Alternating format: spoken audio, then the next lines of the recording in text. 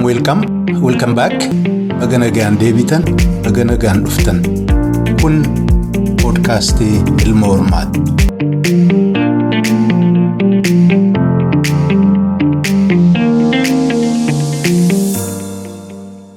Ashama kabajamoo hordoftoota podcastii Ilma Hormaa akkam ooltan, akkam bultan, akkam jirtu. Nagaalaa fayyaadha jabaattu. Egaa akka argitanutti hadhaa Injiinar Qorichoo Affeereen waa'ee tokkummaa humnoota bilisummaa Oromiyaa. Dhaabni sun waan amma naannoo Horn of Afrikaa biyya keenya keessattis deddeemaa jirurraa yaada wal jijjiiruuf jiraannaa agaasinis jalqabarraa kaastanii amma dhumaatti akka nu waliin turtanii nu hordoftan kabajaan isin gaafadha. Injiinar Qorichoo baga nagaan deebitee dhiyaadhu.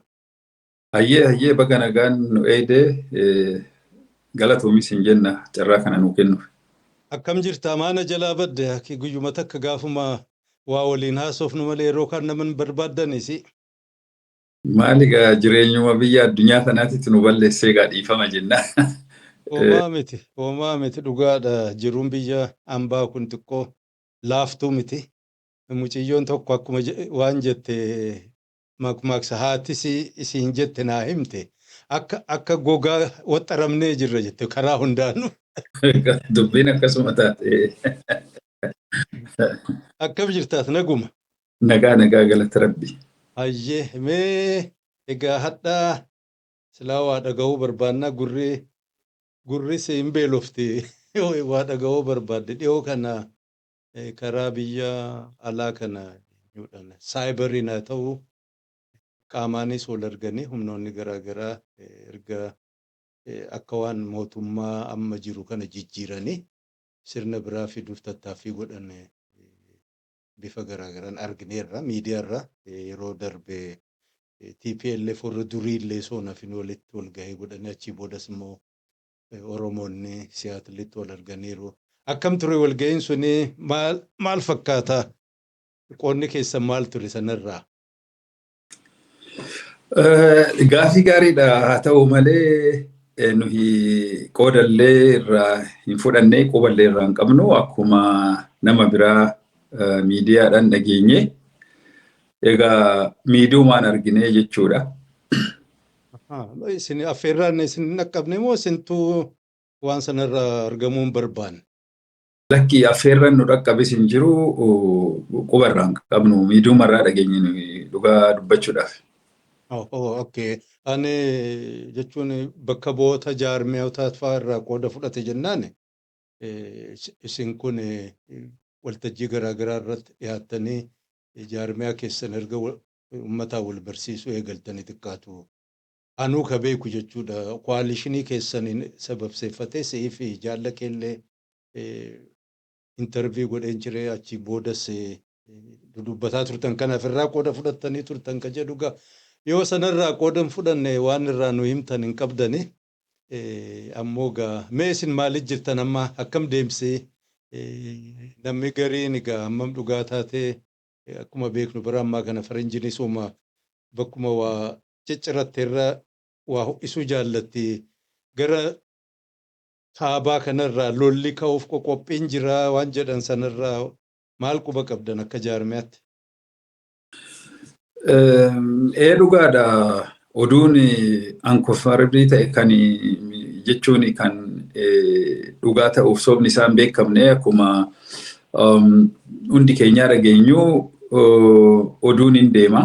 Oofishaalii warri gadi baheetoo wal waraannasi waraana yeroo akkanaatitti jalqabnasi ka jedhu oofishaalii hin dhageenye. Haa ta'u malee oduun gungumuun inuma jirti. Inni immoo yoo duumechi dhufe hirrooba jedheeti yaada namni hundu.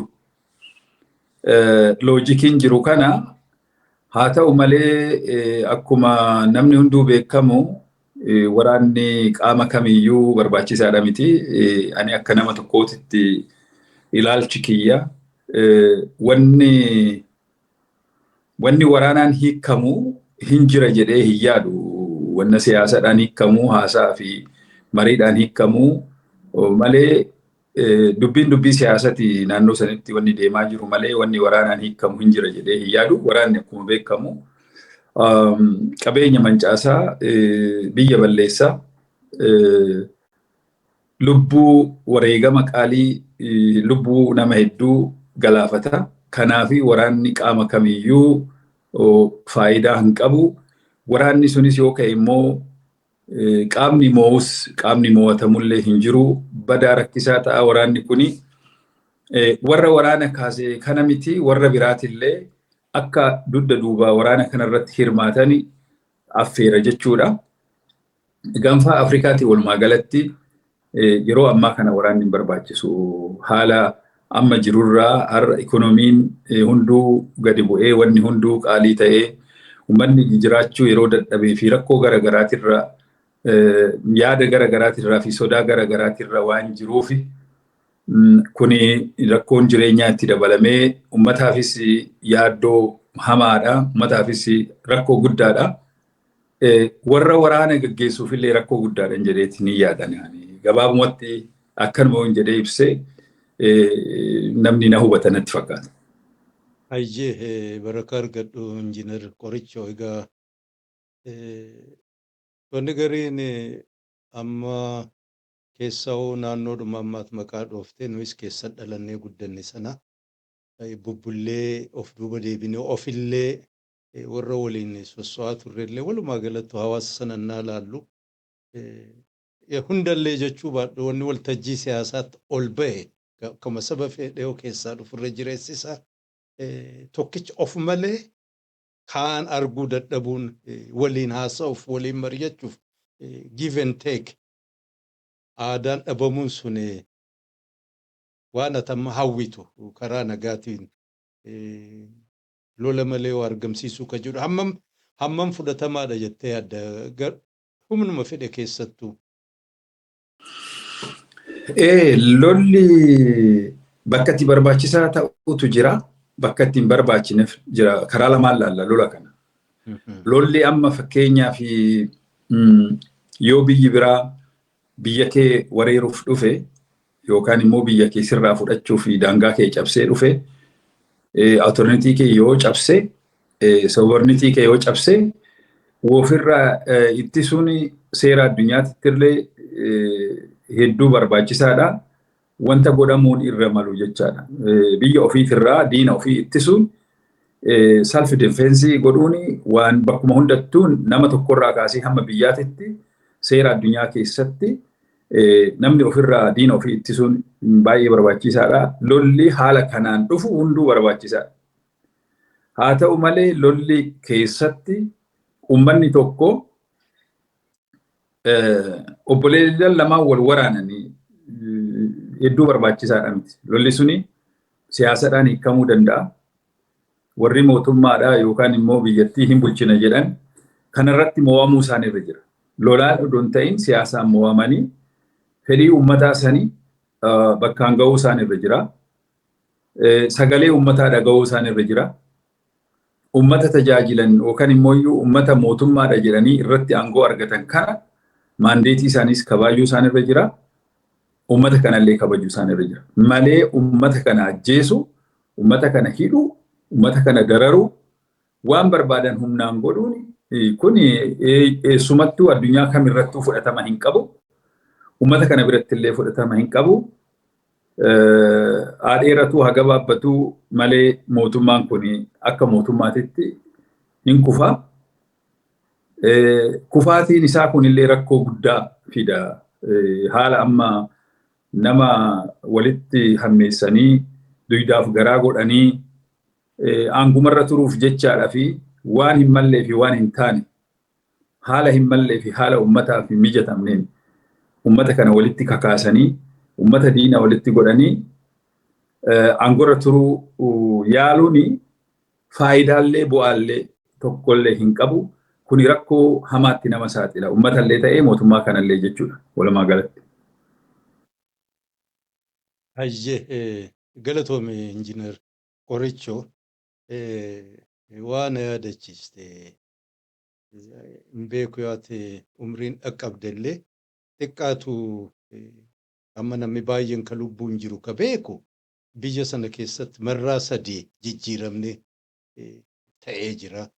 mootummaa warra nugusaa diigamanii warra sooshaalistii yookaan militarii dhufee isaanis deemanii EPRDF dhufee jarris hammi tokko irraa deemee kaaf immoo kunooti biltsiginnaa ijaarrate. Kana keessatti hundinuu kasaaraadha yoo jechuu baadhee hayyee bu'aa wanta argame numa jijjiira.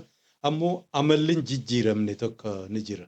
Sadeenuu humnumaan bulchinaa. Sadeenuu waan nuti qabne malee inni kaan dhugaa miti ka jedhu. Aadaan kun warra aangoorra jiru qofa osoo hin taane hawaasa keessa ka jiru sitti hin fannu. Martinuu amalli keenya waan kiyya karaan itti jiru waanan beeku waanan qabadhe malee inni kaan takka arguu dhagahuu hin barbaaduun kun amma akkaatuu jettees mootummaan biyya hiyyeessaa inuma jijjiiramaa turtu jarjartee taatu malee inni itti aanus kanarraa akkamii wayyaa'uu danda'a yoo akkinu itti yaadnu akkinu aadaa godhanne sun yoo hin jijjiiramne maal siif fakkaata jechuuf hin jedhe dhiifama haasaan dheeresse.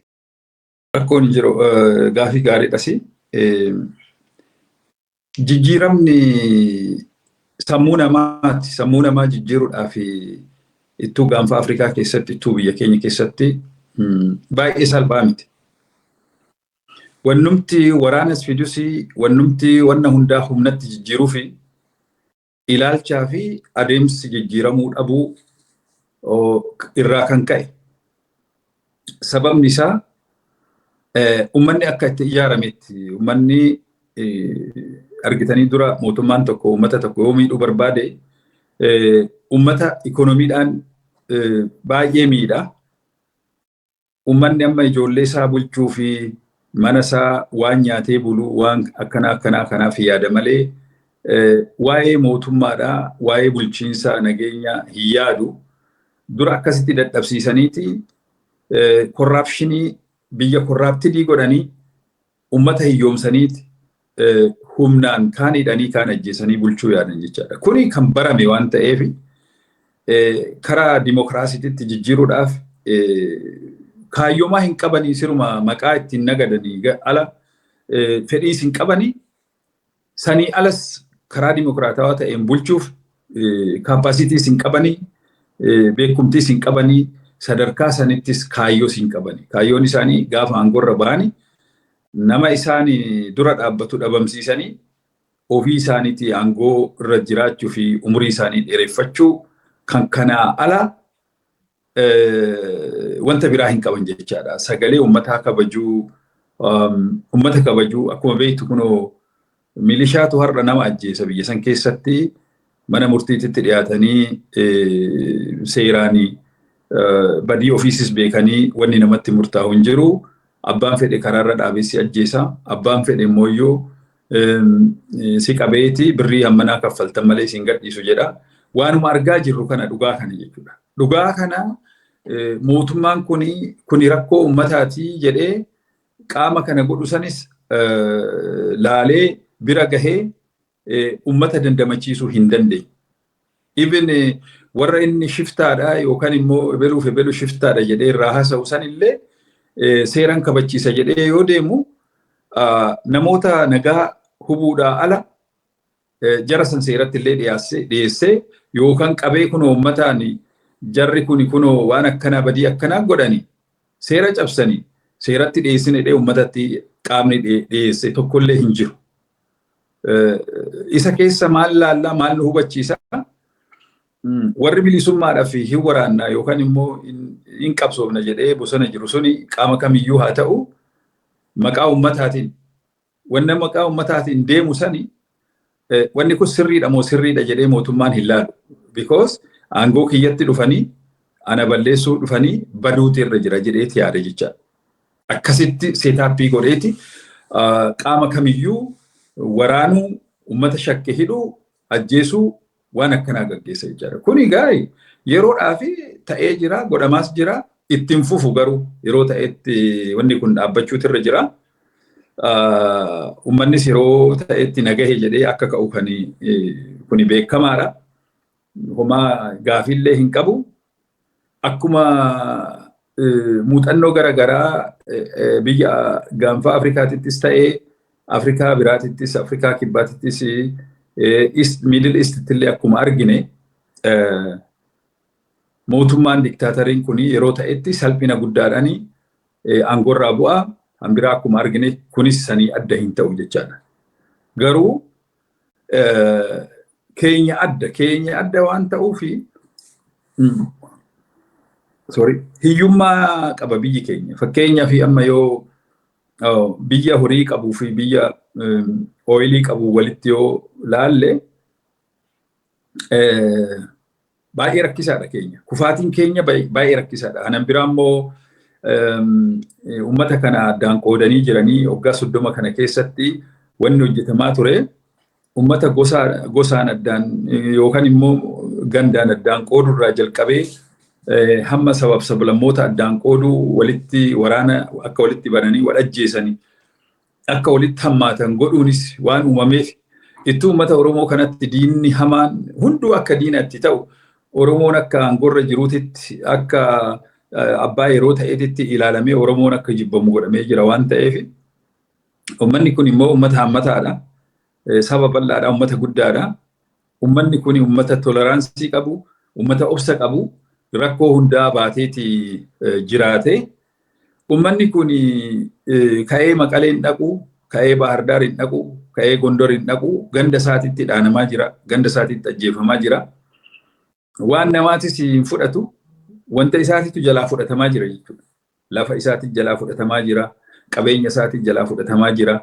Eenyummaa isaatiif aadaa isaatiif irraa fudhatamaa irraa mulqamaa jira jechuudha. Oromoon akka Oromootitti akka uummata biyya hin qabneetitti akka lammummaa lammataatitti ilaalama biyya san keessatti. Kuni sirrii miti. Normaalii lakkoofsanis ta'ee guddinaanis ta'ee aadaanis ta'ee safuudhanis ta'ee Oromoon saba hammataadha, saba guddaadha. Afrikaa keessaa uummata shanaffaadha. Kan aadaa qabu, kan afaan qabu. Afaan tokko dubbatu, aadaa tokko qabu. Biyya 52 keessa Oromoon sadarkaa shanaffaa irratti argama yoo dogoggoruu baadhe. Kanaaf uummata kana fayyaalummaa isaatirraa kan ka'e rakkoon irra gahaa jiru daangaan qabu. Warri baratee hin beekanii waa'ee siyaasatti hojjetanii warri jedhamu immoo waa lamatu jira. Sammuudhaan yaaduu dhiisanii garaadhaan yaadan. Warri garaadhaan yaadan kun of jaalatan. Yoo garaan isaanii guute malee qaamni isaanii kan biraan hojjetu. Duraan dursanii sammuudhaan yaaduu dhiisanii garaadhaan yaadan. Warri garaadhaan yaadu kun of jaalatas. Nu malee jedhas.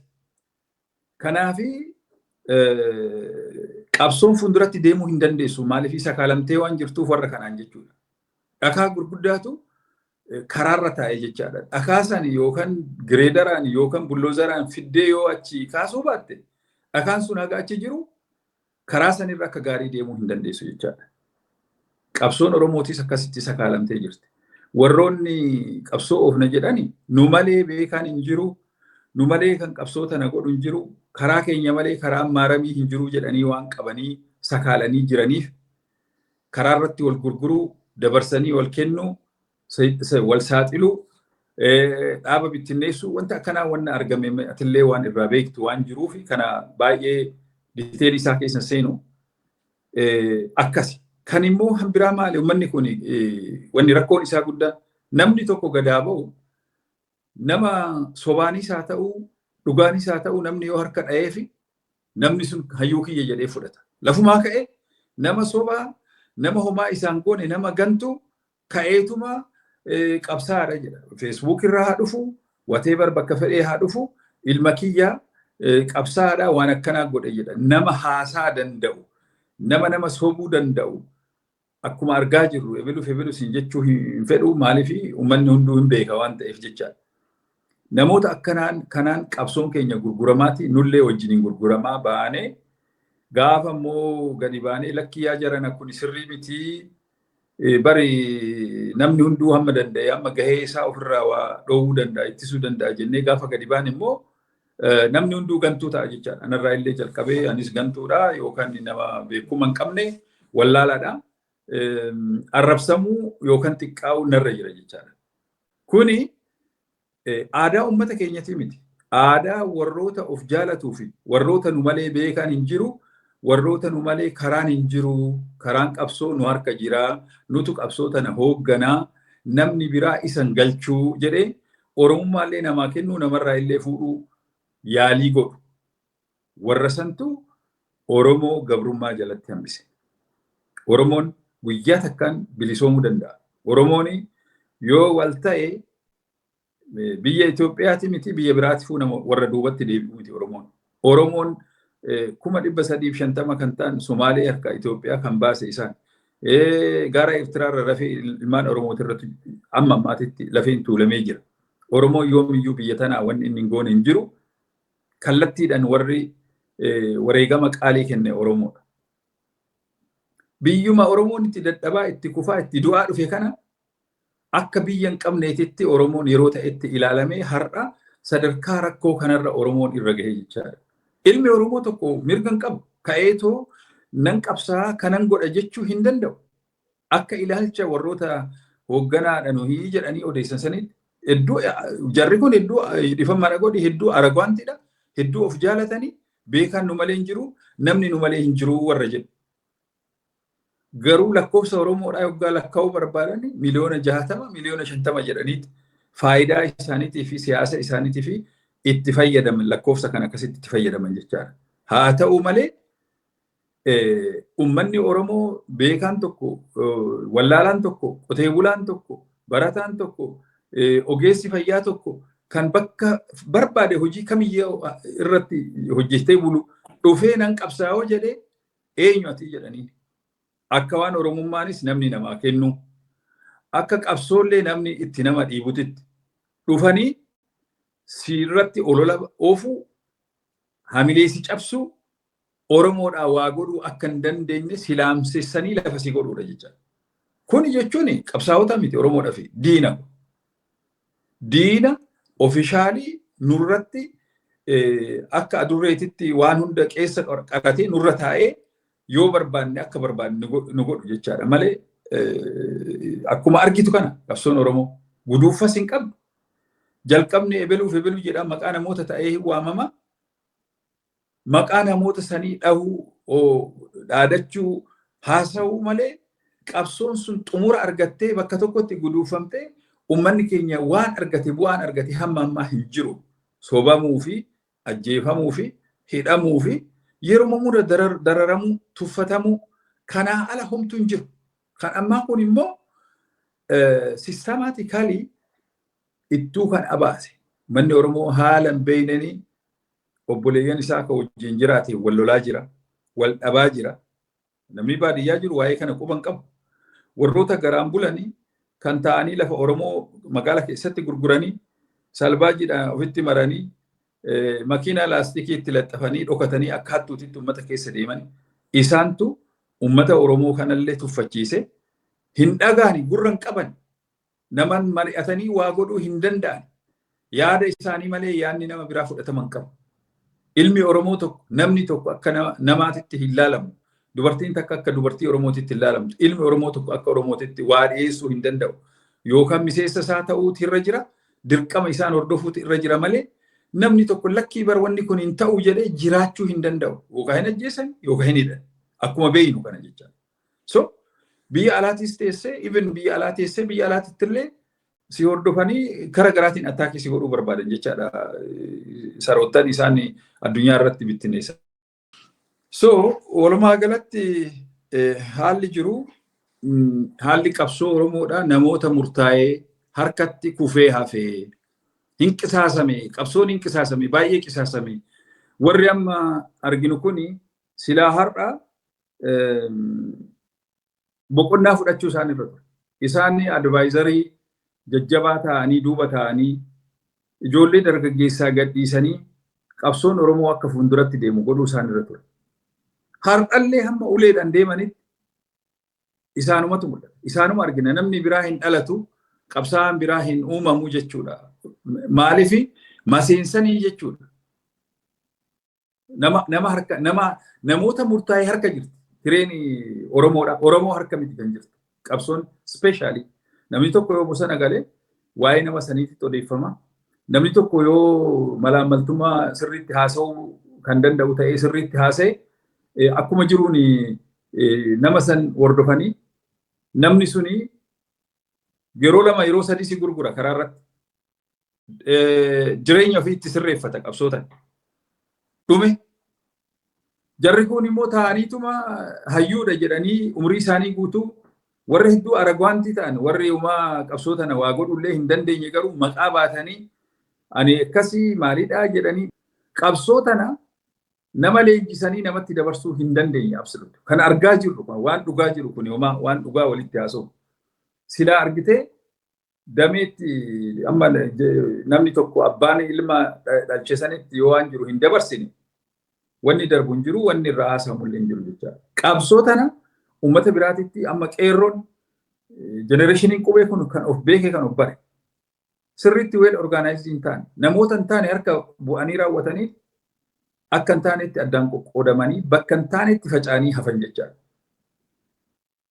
Ijoolleen bosona seenanis akkasumatti kun baqee tafee kan itti cichee qabsootana gaggeessaa jirus bakka tokko ga'uu hin dandeenye yeroo bara baraan akkasumatti boo'icha ta'e jechaadha uummata Oromooti. Kanaaf wanni kun jijjiiramu malee Oromoon yoomiyyuu rakkoo hamaa keessa akka jiru hundi keenyaa beekuun nurra jira. Kan akkamitti jijjiirra malli isaatiif falli isaa maali kan jedhu Oromoon tokkoffaa nama Oromoodha jedhee dhiyaate hunda kabajaan simachuu fi yaada isaa irraa fudhachuu wal gurmeessu wal ijaaru hojiidhaan malee oduudhaan odoo hin ta'in namni tokko miidiyaa aksesii argatee fi akka barbaadetti afarsee waan ofii barbaadu haasa'ee nama ofii barbaadu affeeree namni biraa is rubbish bakka homaa rakkoon hin jiru nama biraan barbaachisu namuma walii galantu achumatti walii yaamee haasaa wajjin haasaa jechaadha. Achitti qabsoo qisaasanii jechaadha. Qabsoo fuulduratti deemuu hin danda'an. Uummannis maal jedha jarri kun hayyuu keenya akkas godhanii maali wanni isaan godhan tokkollee hin jiru. Taayitilii barnootaa qabaachuu danda'anii taayitilii sun isaaniif malee nama biraatiif waa godhaa hin jiru. Otoo waa godhuu danda'anii taayitilii sun silaa uummata Oromoo kana rakkoo keessaa baasaa innis baasuu hin dandeenye. Ani qabsaadha, ani ilma ebeluuti, ani beekamaadha maaloodha jedhani innis uummata Oromoo gargaaruu hin dandeenye. Miidiyaa har'a miidiyaan tolee jira gara garatti tokko tokkotti miidiyaa qabatanii yaadni isaaniis akkasuma garaagarummaa qaba. Namni tokko uummata tokkoof yoo qabsaa'e waan inni gahu gahee isaa waan inni godhuu danda'u walumaan godha malee yoo ani tokko jedhe kan biraa dhufee sadii yoo jedhe walitti hin dhufu. Because ani waa'ee tokkoo tanaasaa namichi dhufe sun waa sadii haasa jechaadha. Hin bilisoomna yoo jedhe namichi akkamitti ati nu bilisoomsa anaatu si bilisoomsaa naan jedha.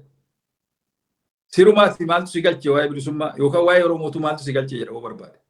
Maaliif namni sun ani beekame ani Oromoo keessatti gaheen kiyya akkanaa jedha hayyuu sanis nama miti kan kennee fi ofumaaf ofii kennanii namni yoo ijaaramee bakka bu'iinsa argatee dhufes echabbaa keetiitii dhuftee eenyu atis hin jedhanii qabsoon Oromoo akkanatti qasaasamtee jirti kuni dhugaadha waanuma beektu atillee waanuma irraa quba qabdu namoota murtaa'e harka jira qabsoon. Qabsoon namoota kana harkaa bahuutu irra jira. Maandeetiin kun uummataaf deebi'uutu irra jira. Mirga uummataa hatamee jira. Uummanni akka uummataatitti liidarshiippii baafachuu hin dandeenye. Ittuu warri biyya alaa jiraatan kun interfeerii godhanii Oromoo kana baay'ee addaan facaasanii jiran. Baay'ee addaan qoqqoodanii. Qoqqoodamni Oromoodhaa kan dhufe liidarshiip irraan.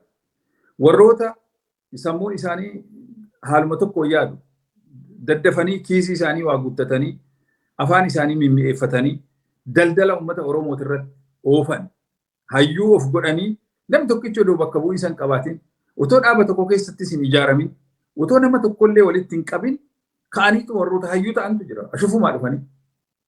Kuni saba kamirrattuu sama kami keessa iyyuu hin jiru saba Oromoo saba guddaa kana dhiisite sabuma bicuu wayiitirra hin jiru wanni akkanaa. Seera keessas hin jiru. Nama tokko dhufee Oromoo tokko salphisa. San booda Oromoon suni lammata waa'ee Oromoo haasa'uun barbaadu. Sirumaa odoo danda'e Amaaraadhaaf yookaan saba biraatiif hojjechuu fedhii agarsiisa. Kanaaf diina wajjin dhaabbateeti diinatti galee gantuu ta'a jechuudha. So waan akkanaati qabsoo Oromoo keessa kan jiru. Kuni haalli kun yoo sirraa'uu baate Oromoodhaa fi jijjiiramni hin dhufa jedhee yoomiyyuu hin yaadu. Baay'ee nama gaddisiisa haala kana ta'uuni. Har'a qa'een teenya qa'ee diinni irraa geerrisu har'a abbootiin amantaa keenya kabajaa hin qabani, warra abbootii gadaa keenya kabajaa hin qabani, jaarsolii biyyaa kabajaa hin qabani. Milishaan biyya sanii akka barbaadetti harka micciiree waan barbaade godha, yookaan hin ajjeesa, yookaan hin hidha, yookaan akka ajaa'ibaatti bulleesseetuma biyyi suni akka ajaa'ibaatti kufaatii hamaatti deemaa jirti. Booda immoo maaltu dhufa? Waraana gosaatiin dhufa, waraana amantaatiin dhufa, gandaadhaan wal fixuun dura dursitee Oromoo keessatti jalqabdi wanni hunduu waan akkasiitu dhufa jechaadha. Waan san hambisuudhaaf har'a xiqqaa guddaan hin jiru yaada walitti fidanii yaada nama gurmeessu, yaada nama ijaarsu, yaada rakkoorraa bilisa nama godhu walitti yoo nama fiduu baatan. Ammas kaleessuma warruma waggaa 20 hunda Oromoon tokkollee akka dhala hin qabne akka maseenetti warri har'a silaa hafuura baafachuun isaan irra jiru isaanumti gadi ba'an borus hayyuun ebelu iftaanis sanuma. Kana maarree Minilik faanis odoo ka'anii barsanuma isaanis jechuudha. Odoo du'uu baatanii jiraatanii isaanumatu nurra jira jechaadha. Hin jijjiiraman. Jijjiiramni hin jiru. Warri dhufes kuni hayyuudha jedhee safuun Oromoo keessa waan akkanaa hin jiru. Oromoon akkuma beektu gadaatti waggaa 8tti baalli walii kennaa wal eebbisee taddaan aangoo tokkotti dabarsa. Sirna kana eeguu hin dandeenye jarri kun. Isaanuma hayyuu gisuma hunda hayyuun dhalchu hayyuun maseene jechuudha Oromoo keessatti. Kuni ani rakkoon qabu isaan irraa. Garuu akka ilaalcha kiyyaatitti kuni sirrii miti. Dhuguma yoo hayyuu ta'an, dhuguma warra baratan yoo ta'an, dhuguma warra Oromoodhaa fi quuqama qaban yoo ta'an kana sirreessuutu isaan irra jira. Yoo kana sirreessanii bakka itti taphatan san bal'isanii yaada bal'aadhaan uummatatti gadi bahan deebisanii immoo aangollee uummatatti dabarsan guyyaa san Oromoon ofii isaatii waan barbaadu murteeffachuu danda'a. Yoo akkas hin taane Oromoon kaan itti hirkatee sanitti hirkatee raawwateeti waa'ee ofii hojjetuu dhiisee raawwatee waa'ee bilisummaatii miti qabsoo hirkannaa gaggeessaa nama humna qabutti hirkataa nama isaa waa kenneef dalagaa jechuudha. Ofii fi dalaguu ofii fi hojjetachuu hin danda'u. Mirgas hin qabu, lafas hin qabu, homaan qabu Oromoon. Namas hin qabu. Dhugaa Rabbii jechuudha. Oromoon kan akka Oromoo nama mararu kan akka Oromoo miidhame hin jiru. Manni salaalee qotiyyoo xamadee ijoollee isaa xamadee namni gadi ba'ee kana jedhuun hin jiru. Hayyuun har'a Abiyyi yoo kufe maal taana jedhee girrisu kuni ummata kana biyya alaa jiran miidiyumaan gadi ba'anii jajjabeessullee hin jaalle sitti nima. Kan nama gaddisiisu kan. Garuu kufaatii Abiyyi booda maaltu ta'a jedhaniiti kana yaadda'anii biyyi hin baddii jechaadha yoo Abiyyi badee yoo Abiyyi kufe biyyi hin baddii jechaadha.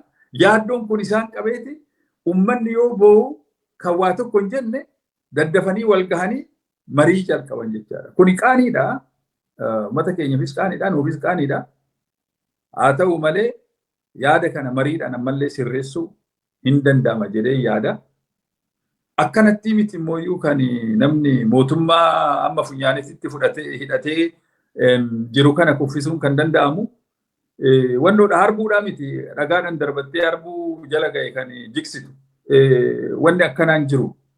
Akkaataa isaan itti yaadan odoo feesbuukiidhaan ta'e otoo haasaa fi waan katabanii ta'e Jawaar guyyaa takkaan nu bilisoomsa silaa isatu bilisummaa nuu fida tureeyyu. Garuu hin taane haasaa isaatii fi waan inni katabuun silaa otoo bilisa taane samoonuma darbe kana wanna inni kataburraa wanna inni jedhurraa silaa qaata bilisa taane jechaadha. Akka sun hin taane immoo ija keenyaan argaa jirra jechaadha.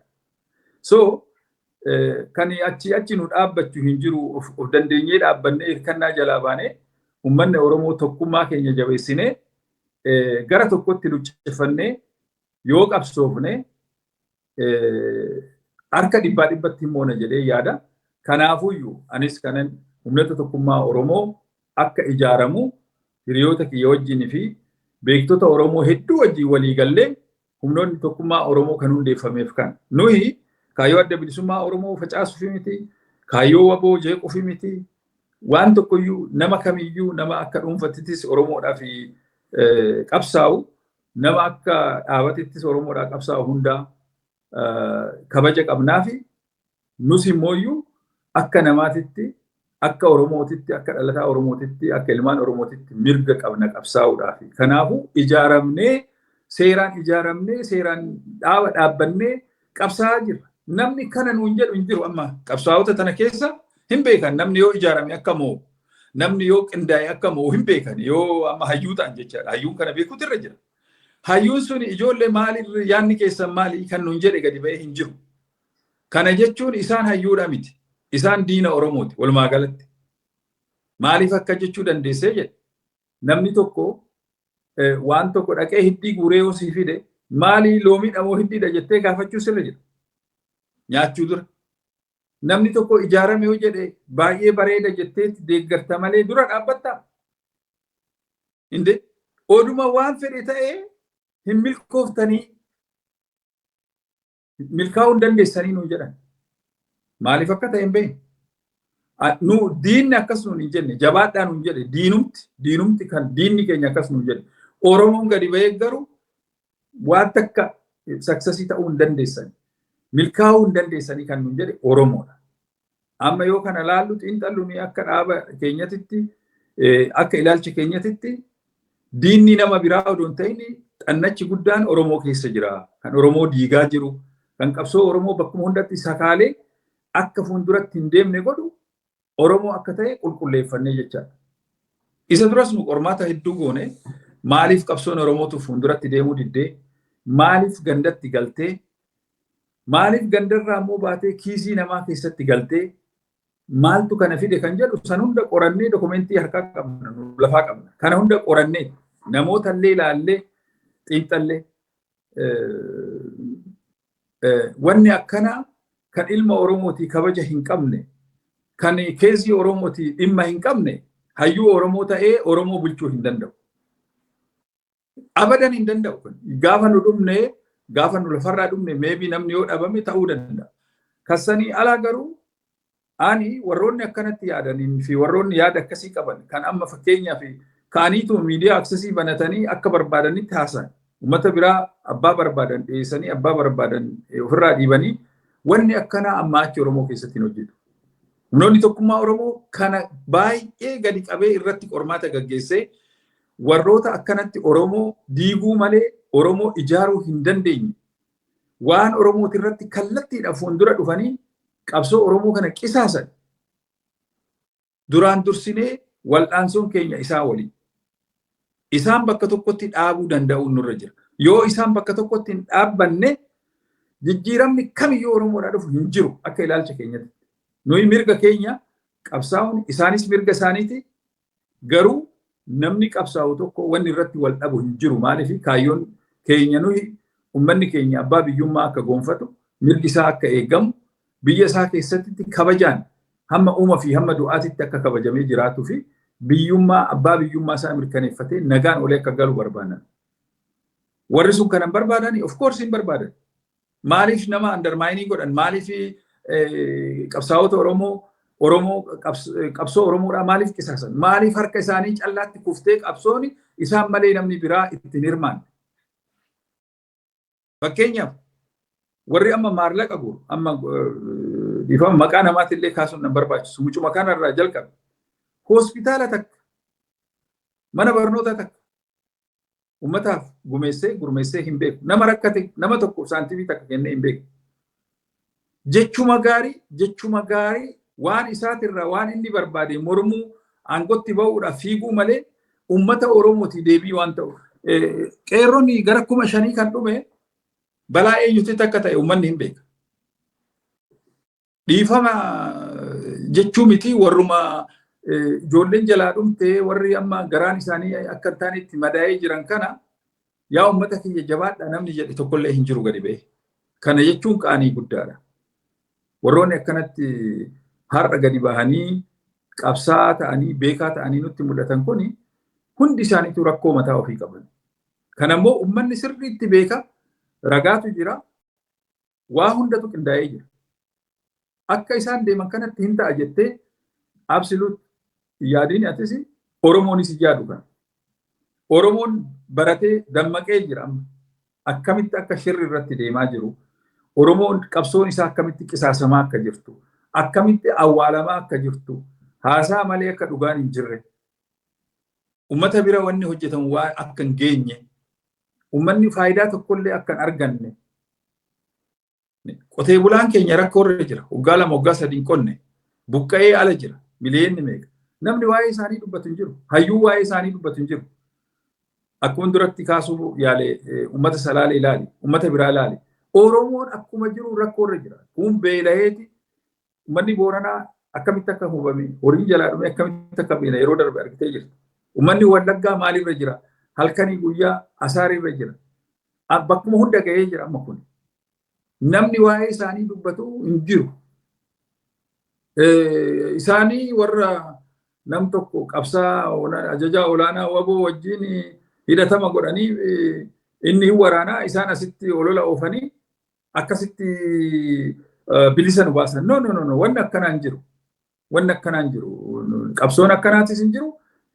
Bilisummaan akkanaan dhuftullee hin jirtu. Bilisummaa qabsoo uummanni hin hammanne, uummanni hin deeggarre, qabsoo uummanni irraa guyyaa guyyaadhaan quba hin qabne bakki gahu hin jiru. Namootuma maqaa kaasuudhaaf, namootuma maqaa ol guddisuudhaaf ittiin dhaadachuun odoo ta'ee silaa gurbaa nama maqaa kaase kunu gaha tureeyyuu. Silaa isaan bilisoomnayyuu 2-3 gurguramuu nurra jiru tureeyyuu. Baay'ee nama gaddisiisa Oromoon haalli irra jiru. Haala kana atattamaan yoo walitti dhufanii sirreessuu baatan Oromoon rakkoo guddaarra bu'a. Kuni beekamaadha. Even warra aangorra jiru fakkeenyaaf ittuu warra raayyaa ittisa biyyaa keessa jiru. Warri raayyaa ittisa biyyaa keessa jiru kuni wanni isaan yaadunii fi sirriitti dhaabbatanii ilaaluun isaan irra jiru. Mootummaa kamiyyuu biyya kamittuu uummata nagaa ajjeesuun badii guddaadha. Uummata nagaatitti bobba'uun amma milishoonni akkamitti yeroo tokko miidiyaa irratti argina dubartii harka micciiranii kuffisanii akkamitti akka ajjeesan. Ijoollee qacalee lafaa dhufan kan waggaa umriin isaanii waggaa 18-20 ta'u 4-5 bakka tokkotti ajjeesanii boodatti yoo darban. Maaltu itti dhagahama rabbii jedhee amma akkamitti isaan biyya ofii difeendii godhuu danda'a? Warra biyyaaf dhaabbate, warra uummataaf dhaabbate raayyaan ittisa biyyaa. Namoota akkasitti ajjeesanii akkamitti biyyaa dhaabbanne jechuu danda'an. Kana hunda isaanillee yaadanii waan akkanaa badii akkanaatirra. Silaa barri raayyaa ittisa biyyaa mootummaa siviilii ta'e yoo balleessu uummata isaa pirootektii godhuutirra ture. Hin jiru. Akkasii miti. Wanni akkasii hin jiru. Namoota murtaa'e aangorra tursiisuuf jedhanii uummata ofiitti irratti bobba'anii waraana gaggeessanii akkanatti biyya balleessuun mootummaa kamirrayyuu biyya sanitti yeroo duraatiif riikardii ta'anii jira. Dhugaan sin jedha. Riikardii namni waggaa 6 kana keessatti miliyoonatti lakkaa'amutu du'e. Qabeenyi biliyeenatti lakkaa'amutu bade. Uumaatti hin dhagahu. Still now isaan magaalaa maalii goone akkas goone. No. Yoo nageenyi jiraate malee karaa qalamii dibdee fi ibsaa dhaabdee fi paalaasii hojjetteef wanni dhufu hin jiru. Akkuma Sawaartoo sani namicha Jakartaa namicha Indoneeziyaa kana jechuudha. Haalli isaa waluma fakkaata waan saniin beektaa. Kanaaf kufaatiinis akkasuma ta'a. Jarri kuni even ani seera qaama kamtu isaanii waa'ee isaanii ilaalaa kanuma odoo rabbi umuriin na jiraachisee seeratti dhiyaatanii waan jedhan dhagahe baay'een gammada. Garuu kaasanii rabbumatu beeka. Nuyi hamma nu keessaa baatutti uummata keenya fi sagalee ta'uu humnoonni tokkummaa Oromoodhaa sirriitti waan kana irratti gadi qabee hojjechaa jira. Nuyi miidiyaas waan hundaanuu nu ugguranii jiranii maaliif hin barbaadan warra dhugaadhaan dubbatu Oromoo jeeninii ta'e irratti olola oofuu malee itti dhiyaatanii deeggaruu waliin hojjechuun hin jiru. Hayyuun kamiyyuu sin jajjabeessu. Inni hayyummaa isaati dur mirkaneesse isumaan jiraata jechuudha bakka isumaan waamama hayyuudha beekaadha dogoggora sin godhu har'a dubbiin teknooloojiin bakka biraa gahee jira namoonni AI'dhaan waan hedduu godhaa jiranii nama bakka buusaa jiranii kompiitaraan sin jiru suni keenya achuma jirti. Sa'aatii baatirii hin qabne kan keessaa baate kan dhaabbatte jechaadha dubbiin ta'e. Sa'aatiin baatirii keessaa baate hin deemtu achuma dhaabbatte. Kanaaf ilaalchi jara kanaatis hayyuudha jedhanii achi kaan sun akkasumatti jira. Kana isaan jenereeshinii amma jiru kanatti akka qabsoon itti darbee uummanni abbaa itti ta'ee hojjetu irratti yoo hojjechuu baatanii kufaatii hamaatu Oromoo irratti dhufa. Whatever OPDO haa ta'u qaama kamiyyuu haa ta'u qaama jinnii maalii qaama kamuu haa ta'u yoo kana irratti yaadanii akka Oromootitti yaadanii waan kana sirreessuu baatanii Oromoon waggaa meeqa duubatti deebisa akkuma jedhe namichi akkasumatti duubatti deebina jechuudha. Kanumaan jechuu barbaada. Hayyee Injiinar Qorichoo yaada kee bal'inaan hordoftoota qooddatu keetiif hedduun si galateeffadha.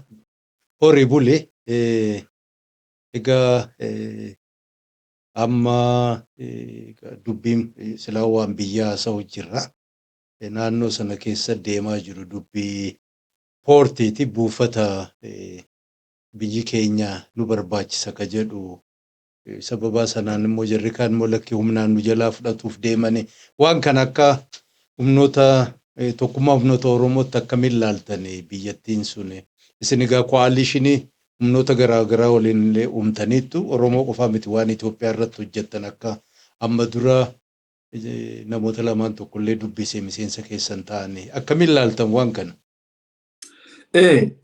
Nuyi gara lachuunuu gara humnoota tokkummaa Oromootii fi gara koalishiniitti illee kan laallu ilaalchi keenya tokkuma maali tokko kan qabnu ilaalchi keenya biyyi suni har'a sabni kun lakkoofsi isaa dabalaatuma jira. Almost akka irraa haasa'amutti lakkaa'amullee haa baatu malee miliyoona 130 ta'ee jira jedhani populationii. Uummanni kun of course doonaa yookaan haafin yookaan immoo doonii qabaachuutu irra jira jedheetii namaan akka kiyyatti. Doonii kana akkamitti argachuu danda'a kan jedhu waa lamaanii kan natti dhagamu. Tokkoffaa warra Sumaaleelaand jedhanii kiiloomeetirii 329 miilaan deemanii doonii achitti barbaaduun suni sirriidhaa miti. Isa akka ilaalcha kiyyaatitti mootummaan siyaasaadhaaf itti fayyadamuudhaaf waan garaagaraa godhuu danda'a garuu inni waan hin taane. Gara biraatiin Asab akka tanaan dura bara 1954 Asab yoo eebbifamu Haayila Sillaaseen yoo eebbisuu jechuudha. Asab akka qaama Itoophiyaa taate saniin duras yoggaa konfedereeshiniidhaan walitti dhufan sanis wadabni sun wadaba Itoophiyaa akka ta'e hin beekama jechaadha. Yoo Eertiraan riifarandamii gaggeessitu Mallas Zeenaawii faan sanii dabarsanii kennuun suni dogoggora guddaadha. Amma akkamitti deebi'a? Asab waraanaan deebi'a moo haasa'aan deebi'a kan jedhu waa lama jira. Tokko dippiloomaasiidhaan waliin haasa'anii Eertiraan amma Asabitti fayyadamaallee hin jirtu akka inni irraa quba qabutti gaalumatti itti fincaa'aa oolaa jiran. Yaani dhaqeen argine agarsiisa. Akka odeeffannoo qabutti hedduu baay'ee itti fayyadamaa hin jirtu. Waliigaltiidhaan Eertiraan ollaadha. Akka ollaatitti waliigaltiidhaan hiikaa siyaasaa itti godhuu hin danda'ama kan jedhu yaadaa jira. Humnaan yoomiyyuu gaariin ta'u. Humnaan biyya tokko dhaqanii lolanii wanni kun keenya ture jedhanii namarraa fudhachuu suni yoomiyyuu wanta gaariidha jedhee hin yaadu. Kana hundaafuu malli immoo maali yoo naan jette daangaa sanitti lafa qotuun hin danda'amu. Bishaan sanii rabbitu uume bishaanuma san daangaa Itoophiyaati fi daangaa Eertiraa Asab bakka itti wal ga'u san as keessa gara daangaa keenyatti qonnee bishaan akka nutti gadi yaa'u godhuu hin dandeenye. Yoo bishaan gara keenyatti gadi yaa'e lafa keenya keessa bishaan jiru sanitti markaba keenya achi dhaabu itti fayyadamuun mirga keenya. Bishaan suni kan Eertiraa callaadhaa miti kan addunyaatti hin deema waan ta'eef.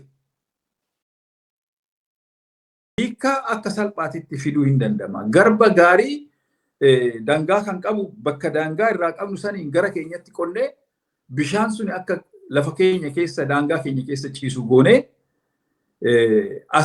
asabii mataa keenyaa qabaachuu dandeenya jechaadha. Yoo achiin Affaar illee ta'e Affaar keessatti gadi fidee jechuudha.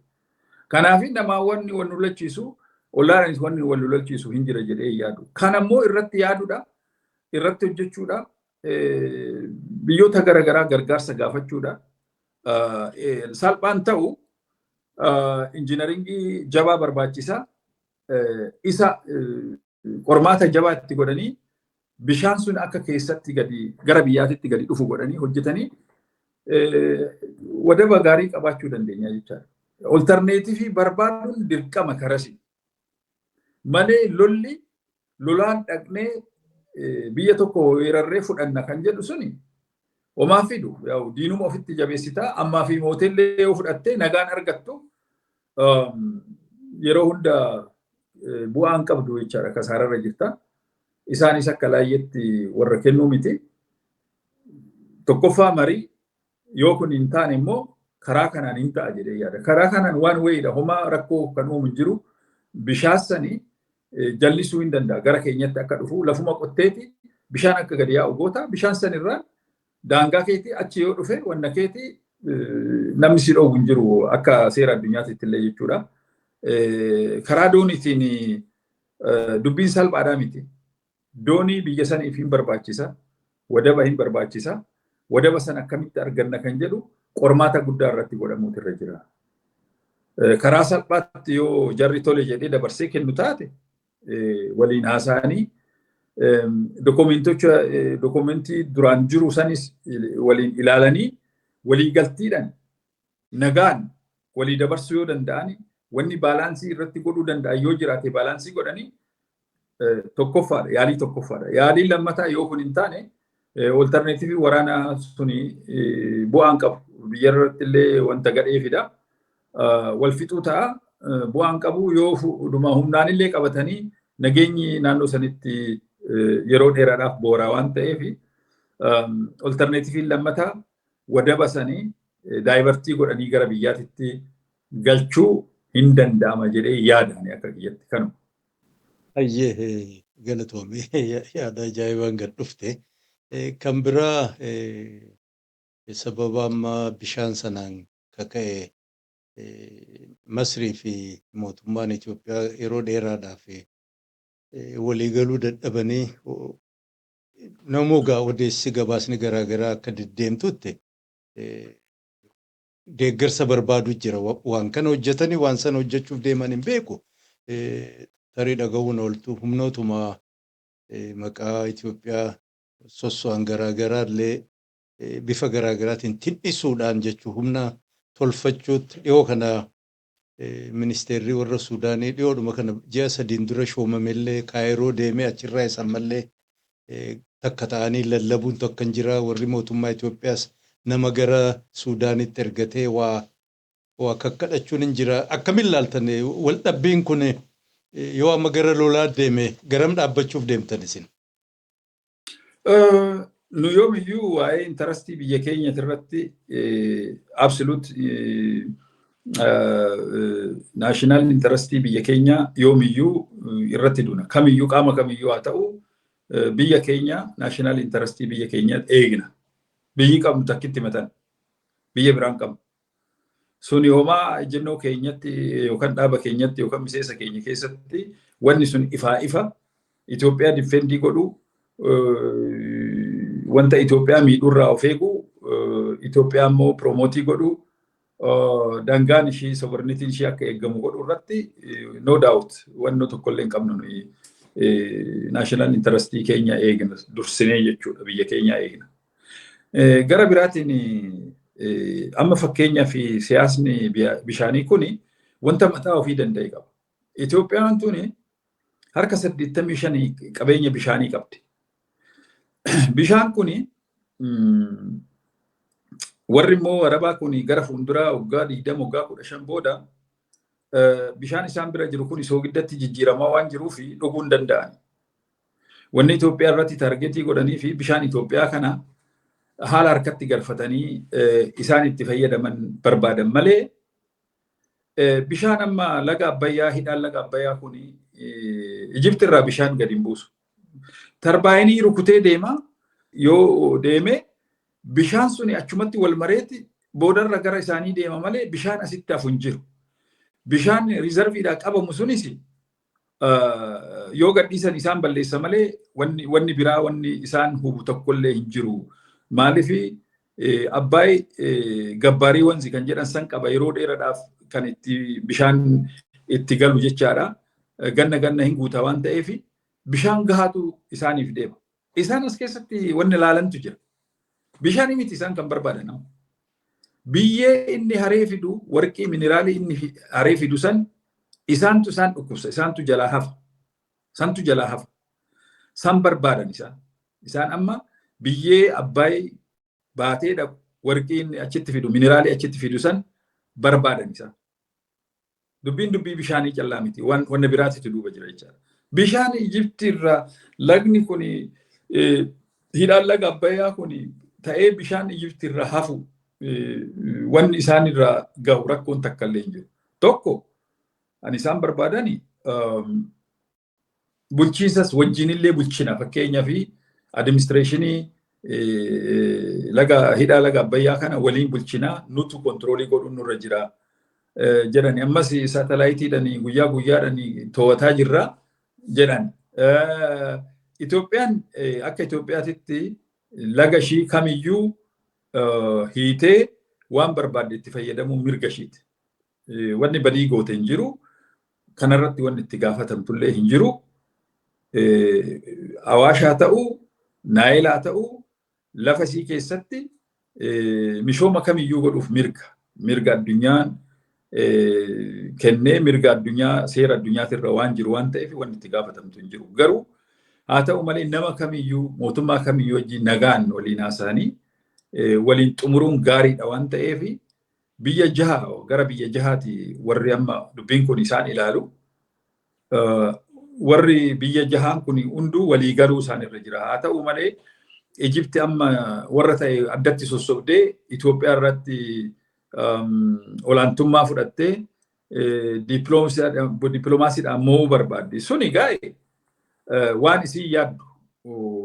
Dugda duuba garuu seeraa ala kan deemaa jiranii jechuun hin danda'ama. Because wanni dhokataan kan duuba jiru qabeenya bishaanii kana Itoophiyaa irraa qoodachuu jarri hunduu fedhii qaba keessa waan ta'eef rakkoon jiru rakkoon guddaan ana akka ilaalutti kana natti fakkaata malee rakkoo biraa hin qaban jedhee hin yaadu. Qormaata guddaati irratti godhame laga Abbayyaa kana bishaanaaf hin jiru miidhaan isaan irrallee gahu hin jiru.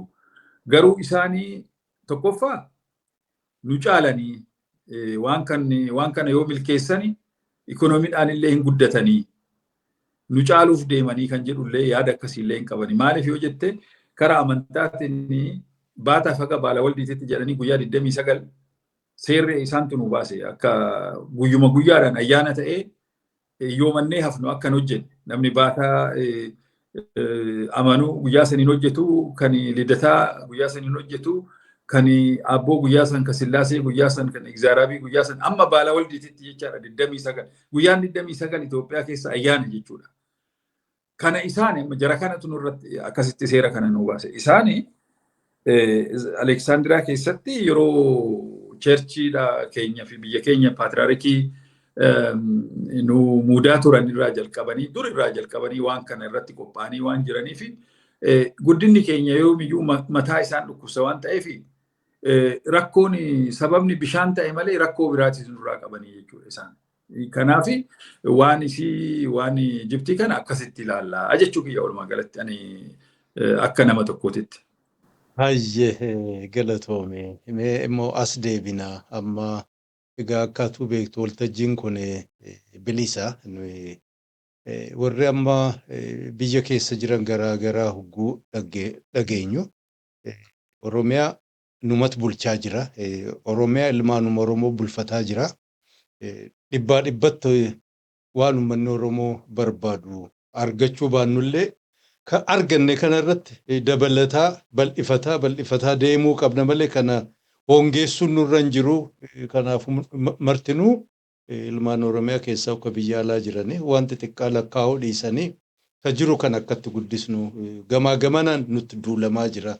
Oromoonis irratti dabalamee nutti duulu akkamiin waan barbaadamu kan argamsiisuu dandeenya waan jedhan qaban waan kana yoo dhageessee jiraatte akkamitti ilaalta? Akka jechaatitti jechi gaariidha. Akka yaadatitti yaadnis gaariidha, jechis gaariidha.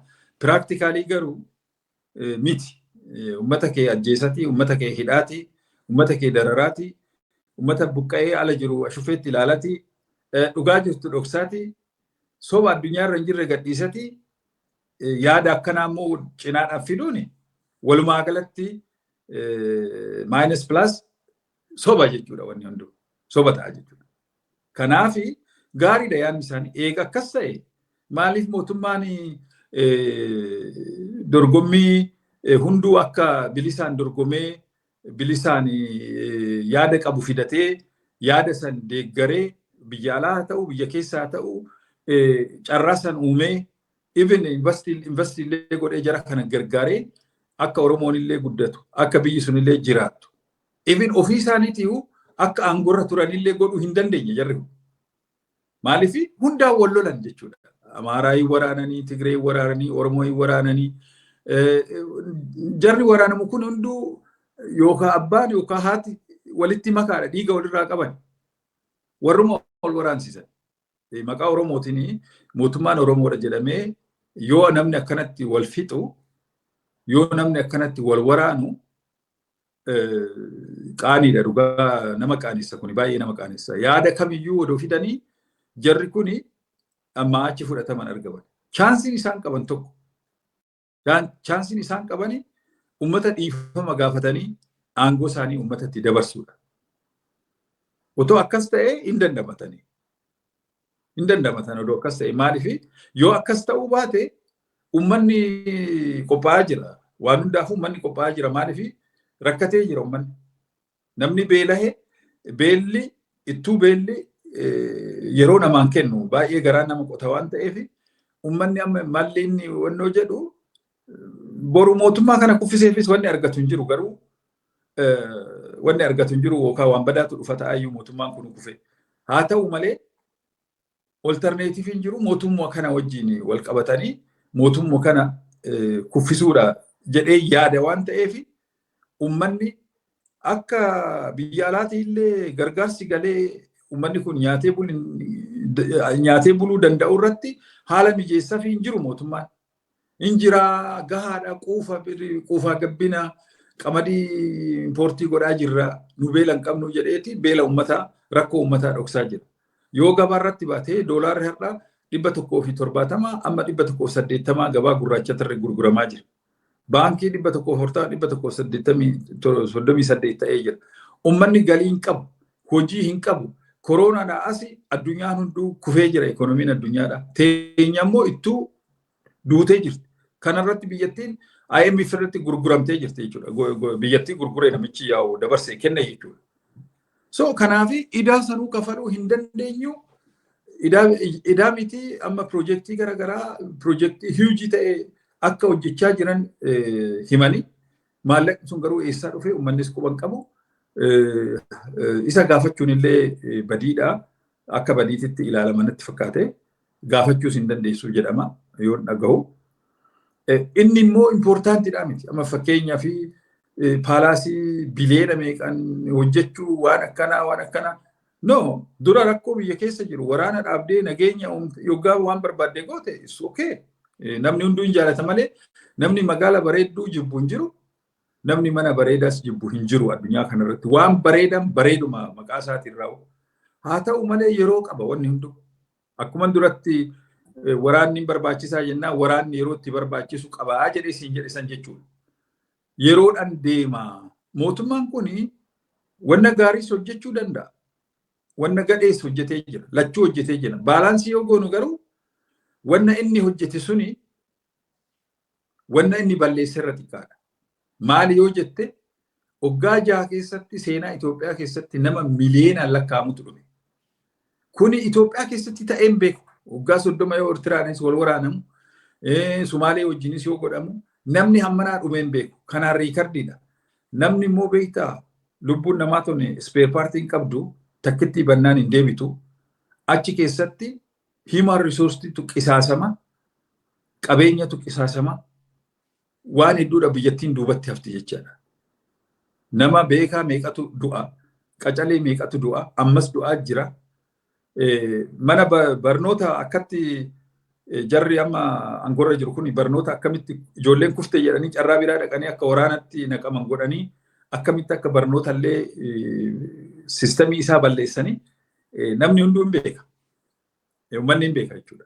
Kanaaf mootummaan kun yoo shira kana dhaabuu baate, yoo badiisaa kana amanee uummatatti aangoo kana dabarsuu baate, Itoophiyaa keessatti rakkoo namni tokkichi deebisuu hin dandeenye rakkoo hamaatu dhufaa jira. Kuni namni hunduu beekutu irra jira. Anaa miti, nabiyyi miti. Garuu rakkoon kun akka dhufu ifaa ifatti natti mul'ata. Ani akka nama tokkootitti. So kanaaf rakkoo kanarraa dandamachuudhaaf maali malli isaa yoo jedhame mari'achuudha. Numatu beekaa jedhan barisaan. Akkanumaan afaan bantii, akkanumaan odeessitii wanni fiddu hin jirtu siin jedha namni achiisun. Maaliif akkana siin jedhan? Yoo manni beela'ee mar'imaan goggogee du'an isaanii coomarra oolanii, wuskiirra oolanii, gazzaba bakka dhufuun beeku lakkaa'uu malee hamma harki isaan dhukkubutti gazzaba lakkaa'anii. Wanni itti dhagamu jiru rakkoo uummataa hubachuu hin danda'anii. Yoo ilmoo namaa deemanii bakka tokkotti ajjeesanii akka haati gadditu hin beekan, akka abbaan gaddu hin beekan, akka warri suni faamilii sun akka addaan bittinnaa'u, akka balballi isaanii cufamu, akka gaddi isaan keessa seenu hin beekan jarri kun. Odoo beekanuu kana godhan. Maaliif? Waa'ee. Maaliif namni ajjeefama? Namni takkitii duunan du'e dhume bakka. Namni kuni hundi laal. Ammas waraana, kalees waraana, har'as waraana, ammas waraanumaaf qophaa'aa jira. Eessa biyya kamitti waraanni wanni gaarii ta'ee waraanaa fi dibbeedhaan gisee hundi. Maaliif waraantayyuu nama kee, uummata kee maaliif waraanta? Eenyu bulchita, eenyu waraanta, eenyu bulchita? Kuni rakkoo guddaadha. Mootummaan ammaa kuni nama hin qabu. Tokkoffaa namoonni achi jiran suni sammuun isaanii akkamitti akka yaadu beekuu hin danda'u. Because garaan dhiitee jira, hudduun irraa dhumee jira. Bakka yaadanii sammuun bakka jirtu hin beeku. Sammuun isaan qaban jechuudha. Malee bari dhaabbatanii ilaalanii lakkii uummanni nu jibbee, lakkii uummanni nutti gaddee jira, adeemsi keenya sirriidha miti jedhanii bari wal gaafachuun dhoowwadha achitti. Akkuma wantoota ta'e Noorzi Kooriyaa dhoowwadha. Wanni namni tokko jedhetu ta'a yoo sun ta'uu baate hin ta'u sobaan wal faarsu sobaan waan hin taane haasa'uudha. Hundi isaaniitu dhugaa jirtu hin jiru. Durillee Mangistuu Hayilamaariyaam akka jedhe gwaaddi liqambar Indaalee jedhanii taasisaan namni yoo haasa'u. Har'a sunillee hafee jira nama tokkotu abbaa langaatii, nama tokkotu qeesiidha, nama tokkotu paatriyaarikiidha, nama tokkotu sheekaa, nama tokkotu imaamiidha, nama tokkotu namni tokko mootiin tokko gadi bahee bishaan atakilteenyaa bishaan obaasa tiraafikii ta'ee magaala keessa deema. Tapha kuni. Wal mootiin tokko kabaja ofii pirootokoolii mataa ofii qaba. Gadi bahee bakka hundatti kan ibsa kennu isa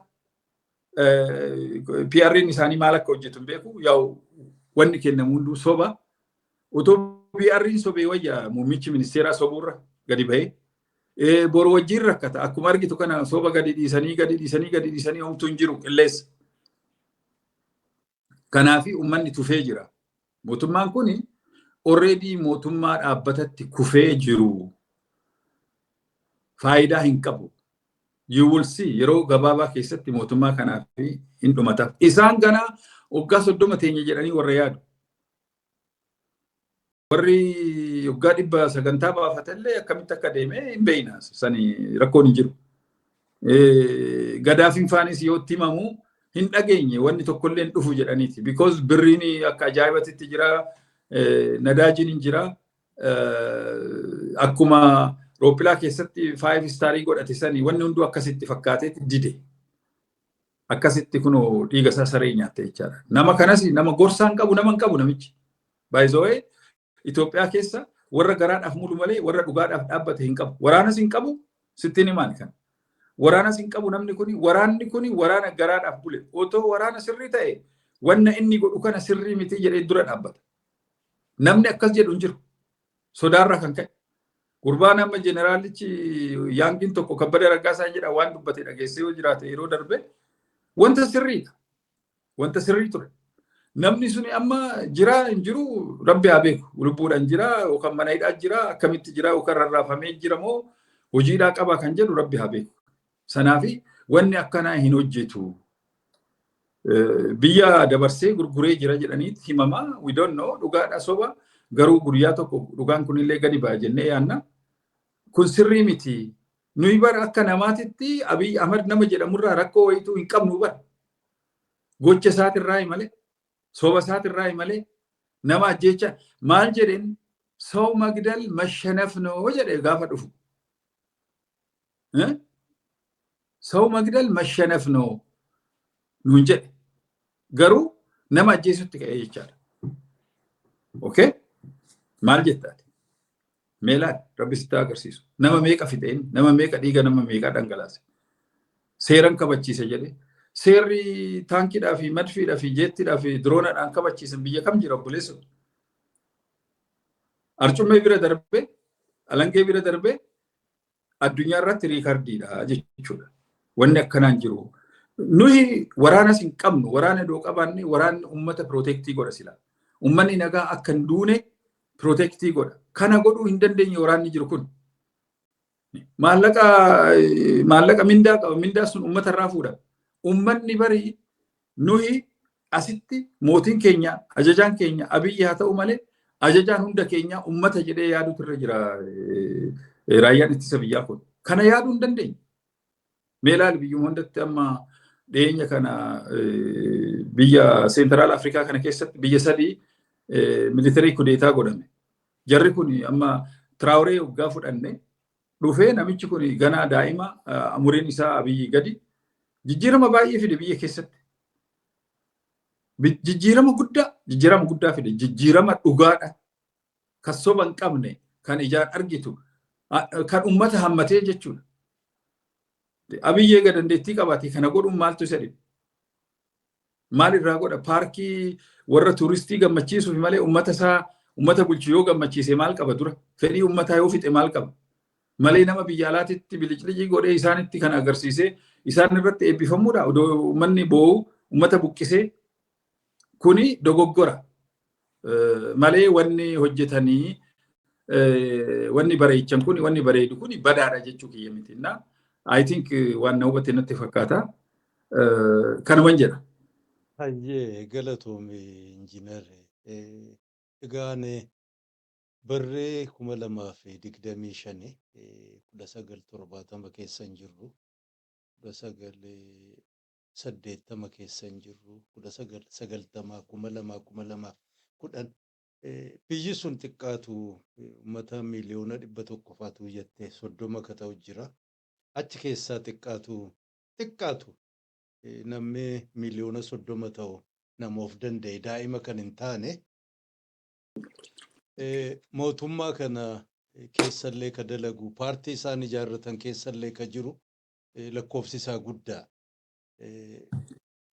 Irra jireessa kanaa galuu dadhabee keessaa bara ammaa kanatti bara teeknooloojiin guddatetti bara namni alaa manatti addunyaa wal qunnamtii jiru kana keessatti nama tokkicha kanatu waan hunda biyyattii sana oolchee bulaa warri kaan akka waan gurra hin qabne akka waan ija hin qabne akka waan sammuu hin qabne ilaalamuun kun paartiin sun paartii sana keessatti gaafatama hin qaban sun namumtilleen waan kana waan hojjetamu kana keessaa qooda qabu takkallee akka hin jirretti dhiheessuun kun akkam si fakkaata xiqqoo waan zaahira dhugaa jirurraa fagoon fakkaatu bara ammaa kana keessatti dhumti tokko waa hunda lola kabanuu Abiyyi ka ganda keessaa qabaleetti ajjeef jechuun naaf gala namni tokko mataa yoo ta'u mataa sanarra mootummaa isaati jechuun naaf gala mootummaa Abiyyi yoo naan jedhan naaf gala mootummaa isa hoogganaa hin fudhatatti gaafatamummaa sana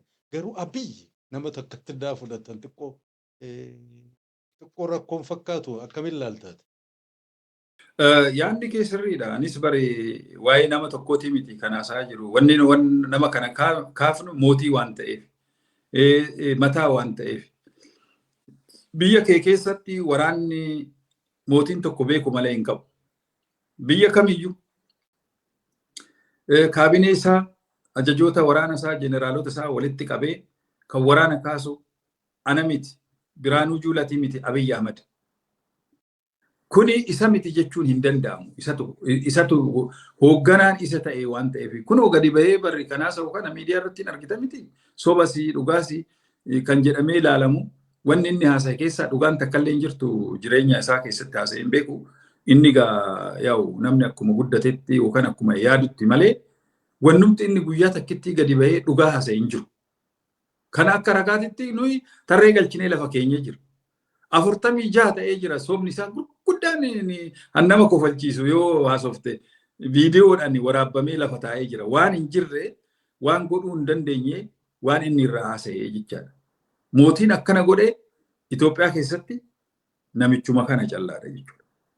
Tokko amma personaalii nama kana attaakii godhu way kan namoo personaaliidha miti. Mootii ta'ee hiree argatee achi gahee ilaalcha isaa gochi isaa garuu fudhatama hin qabudha. Namni barqeequun mirga isallee fudhatu inni bara. Lakki kaninaan jechuu jiru warri kaanoo hin jiranuu du'aadha. Du'aadha jechuu dandeessa. Paarlaamaan barciisaniiti yoo namni biraa harka rukutu ka'anii rukutanii hin beeka waan jedhame irra fanachitti hin argine.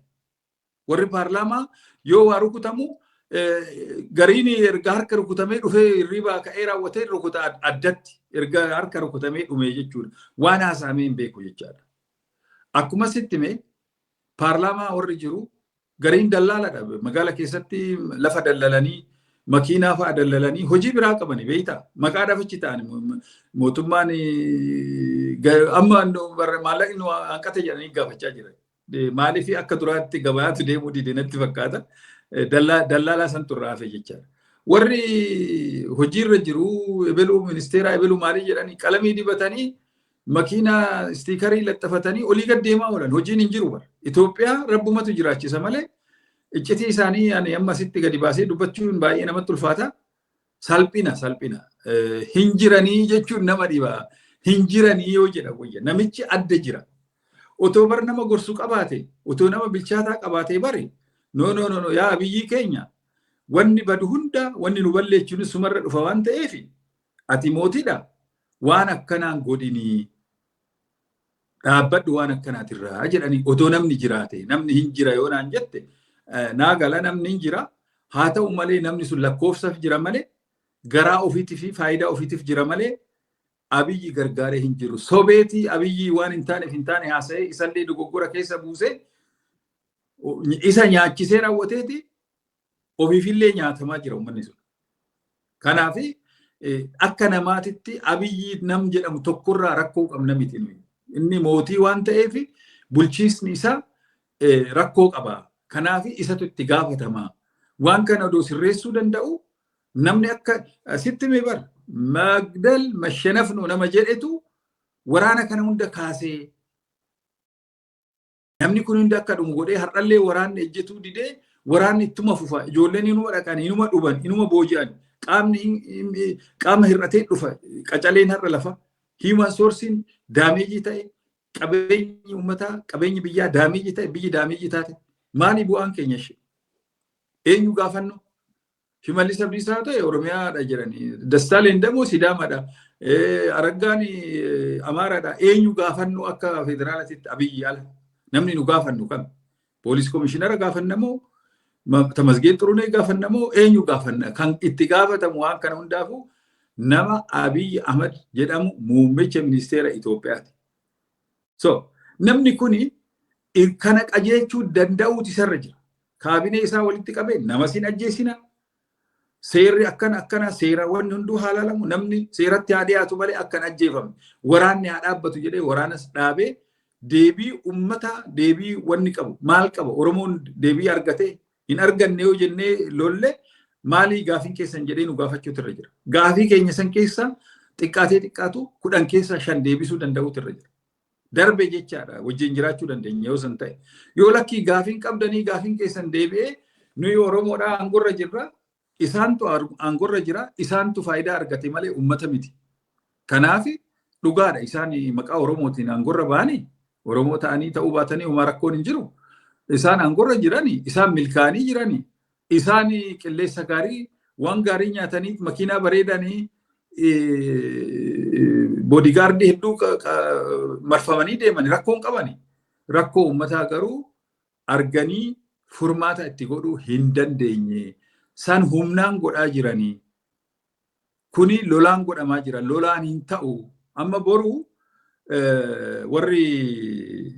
warri kaabaa kun amma poolitikaa haala jiru kanaan ejjennoo walii qaban kanaan akkasitti yoo dhufani rakkoon eenyu? Abiyyi irra miti kan dhufu. Abiyyi akka nama tokkootitti yookaan wanta hamaati isa qabaa isa qunnamaa yookaan jalaa bahaa hin beekamu sun. Ummata keenya, ummata Oromooti. Ummata Oromooti fi raayyaa ittisa biyyaati. Raayyaan ittisa biyyaa normally otoo bilisa ta'ee akkuma waraana dargii san hin diigamus kabajaan jiraata jechuudha. Nama ummata wajjin hariiroon qabu bare raayyaan ittisa biyyaa Itoophiyaa kan ammaa kuni ummata wajjin addaan citee jira. Diina akka diinasitti ilaala uummanni. Dirqamaan karaarras yoo deemanii waraana fe'aniitis yoo deemanii laaleetti informationii walii dabarsaa jira. Dhufaa jiranii warri nama nyaatu dhufaa jira. Taankii fe'anii dhufaa jiranii jedhanii walii dabarsan. Waraanni dur garuu namni yoo deemu ililchaati ilililil jechaati waraana san simatan. Har'a hin jiru waan akkasii sitti hima. Kana dubbiin galuufi didde jeneraalota achi jira suni. Maaliif yoo jette garaadhaaf bulan waan ta'eef waan kana garagalanii laaluu dadhaban. Kana garagalanii laalan malee ofirra garagalanii laalan malee saayikooloojii uummataa fi fiilingii uummataa laalan malee wanna tokko jalaa dandamachuu hin danda'an. Uummanni kun gaafa ka'e isaan ilkaaniin illee dhiisu. Ilkaanumaan nyaata isaan jechuudha. Kanammoo tuffii isaanii kana isaan baay'ee nama tuffatanii namni hunduu silaa akka namaatitti hin tuffatamu. Isaan garuu baay'ee tuffii guddaa qabanii warra biyya alaa kanaafis maal fiddishiin biyyuma alaa teechee wacci wannoo takkallee biqiltuu takkallee dhaabdeen beektu look akkatti isaan yaadan. Yoo dhufte asumatti gastaawusitti dubartii goroggortee deemti faayidaan qabdu jedhanii warra tuffatan. Warri biyya alaa kun immoo warra barate warra hedduu quba qabu tuffatamuun irra hin jiru. Addunyaa irratti diyaasporaanii jijjiirama guddaa jedhama. Filiippiin keessatti, Hindi keessatti guddina guddaadha. Warri diyaasporaa wajjin hojjete jechaadha. Itoophiyaan kan wajjin illee hojjechuu hin dandeenye. Gazzaba bileenan lakkaamu karansii diyaasporaa irraa argata Itoophiyaan. Odoo san argatu garuu warra diyaasporaa kana hacuuca jechuudha. Investimentii alternatiiviin hin jiru. Namni tokko mana ijaarratuuf xaaxadha. Waan tokko akka durii sanii lafa bittee waa godhachuu hin dandeessu. Liiziidha. Seerri isaa faalladha. Biirokiraasiin isaa faalladha. Waan tokko godhuu hin dandeessu biyya san keessatti. Investimentiin hin jiru, homtuu hin jiru. Soba deemuu fi siyaasa deemuu kaadiree fi kaabinee waan odeessitu malee wanni tokkicha hin jiru hoo maal jetta. Kana bakka kuni jirutti akkamitti biyyi tun dandamachuu dandeessidha. Tole barakaa argadhu. Gaaffii gabaabduu warri amma at least groupii wayii gartuu wayii warruma Itoophiyaa mootummaa mormu jechuu qoota Oromoo qofaa miti. Abiyyi irra qiyyaafatanii jira. Yoo inni ka'e rakkoon hin jiruudha. Akkasitti si mul'ata yogguu laaltu yoo namni sun achirraa ka'e dhibdeen Itoophiyaa keessa amma ati nu himtee warri kaanillee himaa jiran kun furmaata argate jettee yaadda? Hin argatu. Absolute. maybe again worst. Badhaadha ta'uu danda'a. Waa tokko sitti hima. Ani yoo sana dura yoo yeroo Ihaadig jiru san yoo gara biyyaa deemu xayyaarri yoo gadi bu'uuf gadi deemu yoon ilaalu Finfinnee kana bakka qoshaashaa wayii itti gatan natti fakkaataa ture. Dhugaa jechuudha fi ergasii amma riingiin kuni karaan kuni fa'aa hojjetamee wanni amma hojjetame kuni wanta badaadhaa miti wanta gaariidha. Amma yoo deemte magaala fakkaata waan namni keessa jiru qulqulluudha. Amma kana waan ijaan mul'atu kana dhoksuu hin danda'amu. Gaariidha. Garuu ummanni waan nyaatee bulu nyaateellee buluu haa baatu bulchiisuma gaarii qabaatee mootummaan kun mootummaa kiyyaa mootummaan ani jaaladhu beela'us boru hojjedheen argadhaa har'a yoo nyaachuu baadhe boru nan nyaadha jedhee buluutu irra jira. Kanatu hin jirre. Abiyyi yoo aangorraa bu'e dubbiin wanni hunduu akka gaarii ta'a jechuun ani jedhu namoonni jedhu jechuu jiraachuu baatanii malee ani jedhu irra ittuu aanaa badaa ta'an jedha. Wanni badaa ta'u biyya san keessatti Abiyyi callaadhaa fi miti ummata callaadhaa fi miti hunda keenyaaf Abiyyi achii ka'uun Abiyyi kufaatiin Abiyyi nama baay'ee kuffisaa siin jechuu barbaadetan. Biyyallee wajjiniin kuffisa. Kanaafuu siin jedhe odoo danda'anii odoo beekaa ta'anii aangoo kana nagaan karaa dimokiraasiitiin otoo qaama tokkotti dabarsanii gaariidha. Isaanii ilaalchi isaanii garuu qaamni hin jiru namni amma nu akka keenya kanatti hojjetu hin jiru hin uumamulleedha jedhanii waan yaadaniif hin jiru. Silaa isaan odoo jabaa ta'anii qaama isaan bakka bu'u uumachuu danda'an isaan uumachuudhaa miti waan biraatu hin dandeenye waan ta'eef rakkoo guddaatu uumama. Yoo Abiyyis bu'e wanni hunduu algaa baalgaa ta'a miti. Hin jiru sun. Galatoome injiinar Qorichoo. Egaa amma akka warri jedhu seerri biyya sanaa himutti filmaanni torbaffaa naf fakkaata. Egaa filmaatuma jedhaniin eenyudhuma riichuwal sanaa baatii Juun 2026 gaggeeffamuuf deema. Amma yooma haala lalaafisanii ulaa namaa bananii galtanii dorgomuuf qophii qabdu. Nu yeroo hundaa karaa nageenyatiin waan dhufu qophiidha. Duratti jalqaba irratti illee dubbadheen jira. Garuu mootummaan akka anaaf yaadnu kanatti miti kan yaadu.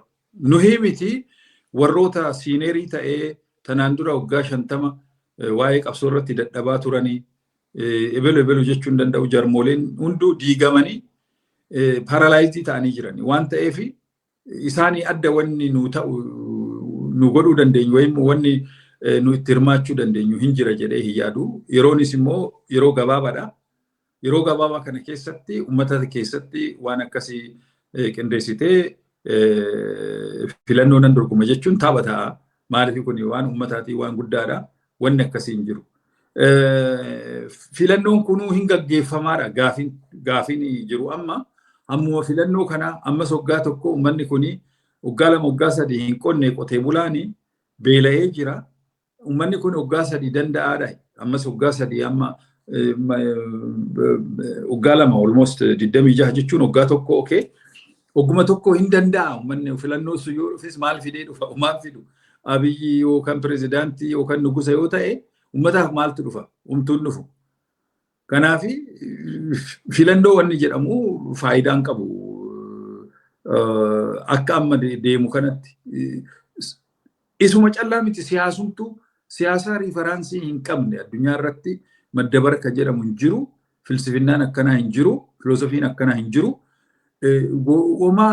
Wanna faayidaan qabne wanna hin taanes amma jarri kun wanni godhaa jirani wanna humaa ta'uu hin dandeenye hin ta'aa jedhanii godhaa jiran. Prosperity Partiin wanni inni amma qindeessee madda marjinii jedhanii wanna qucci baluu ta'e wanna qucci baluu waan soba ta'e waan fidanii fi namni kana fudhatu hin jiru. Kuni itti fufa jedhaniitillee namni yaadu dogoggora ta'a. I think yeroo gabaabatti yaa'u dubbiin kun hin xumurama jedhee yaada. Filannoodhaan magaannatti fakkaatu anaaf. Ayyee egaa waan ati nu ibsiterraa ka'ee ta'uu asi gaafadha. Mootummaan kun yeroon isaa gabaabaadha jette. Bakka sana bu'uuf humni qophaa'ee jira waliin mari'atee hir'ina achi mul'ataa ture. Sirna isaan gaggeessaa jiran kun hin taane jedhee sirna addaa ka ofii gaggeessu. Bulchiinsa addaa ijaaruuf ka deemu isinirraa ta'ee waliin jirtan haa ta'u ka biraa qophii ta'ee mootummaa ta'uuf jechuudha. Uummata balaa irraa hambisuuf ka qophaa'ee jira. Yookaan gara qophii gahaatti ka deemaa jiru jira. Nin dhagaa mootummaan kun yeroo gabaabduutti saafee daqiiqaa 5 hafeen maarree jedhanii inni kaan lollis dhufee jalaan galla ka jedhu kaan TPLF eeggata kaan faannoo eeggata kaan ABO eeggata. Ammoo gamtaan biyyattii sana bulchuuf ka qophaa'ee jira. Gaafii bareeda yoo dhugaa dubbadhu jettee jechi kuni haarawaa miti. Jecha moofadha.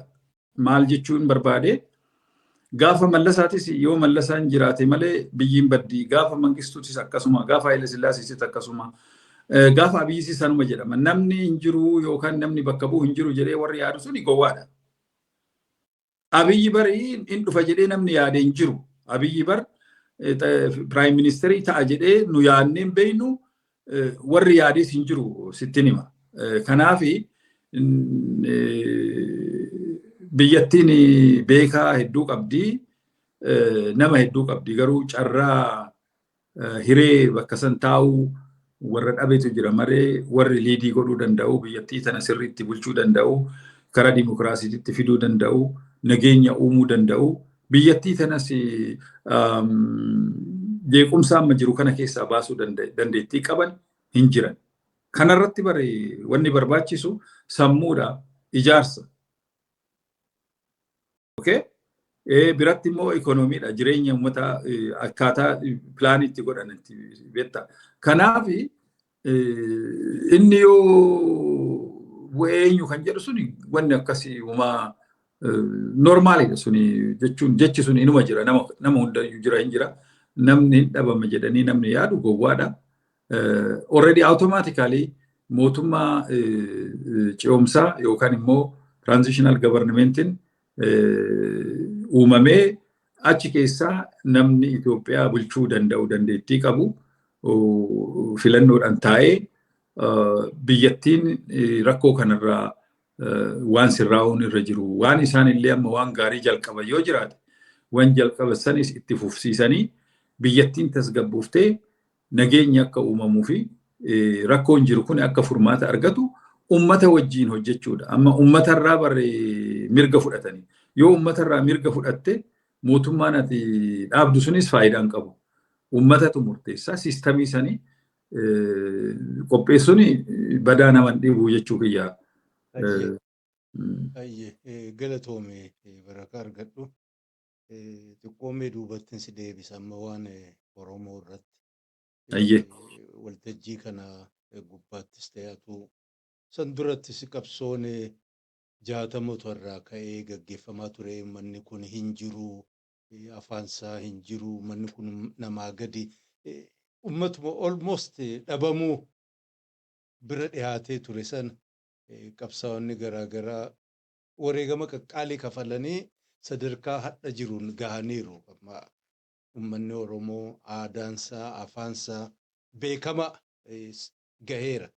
Ammoo achiin booda qabsoo dhiibanii sadarkaan itti aanu maali ka jedhu irratti jalqabumaatu himteetta.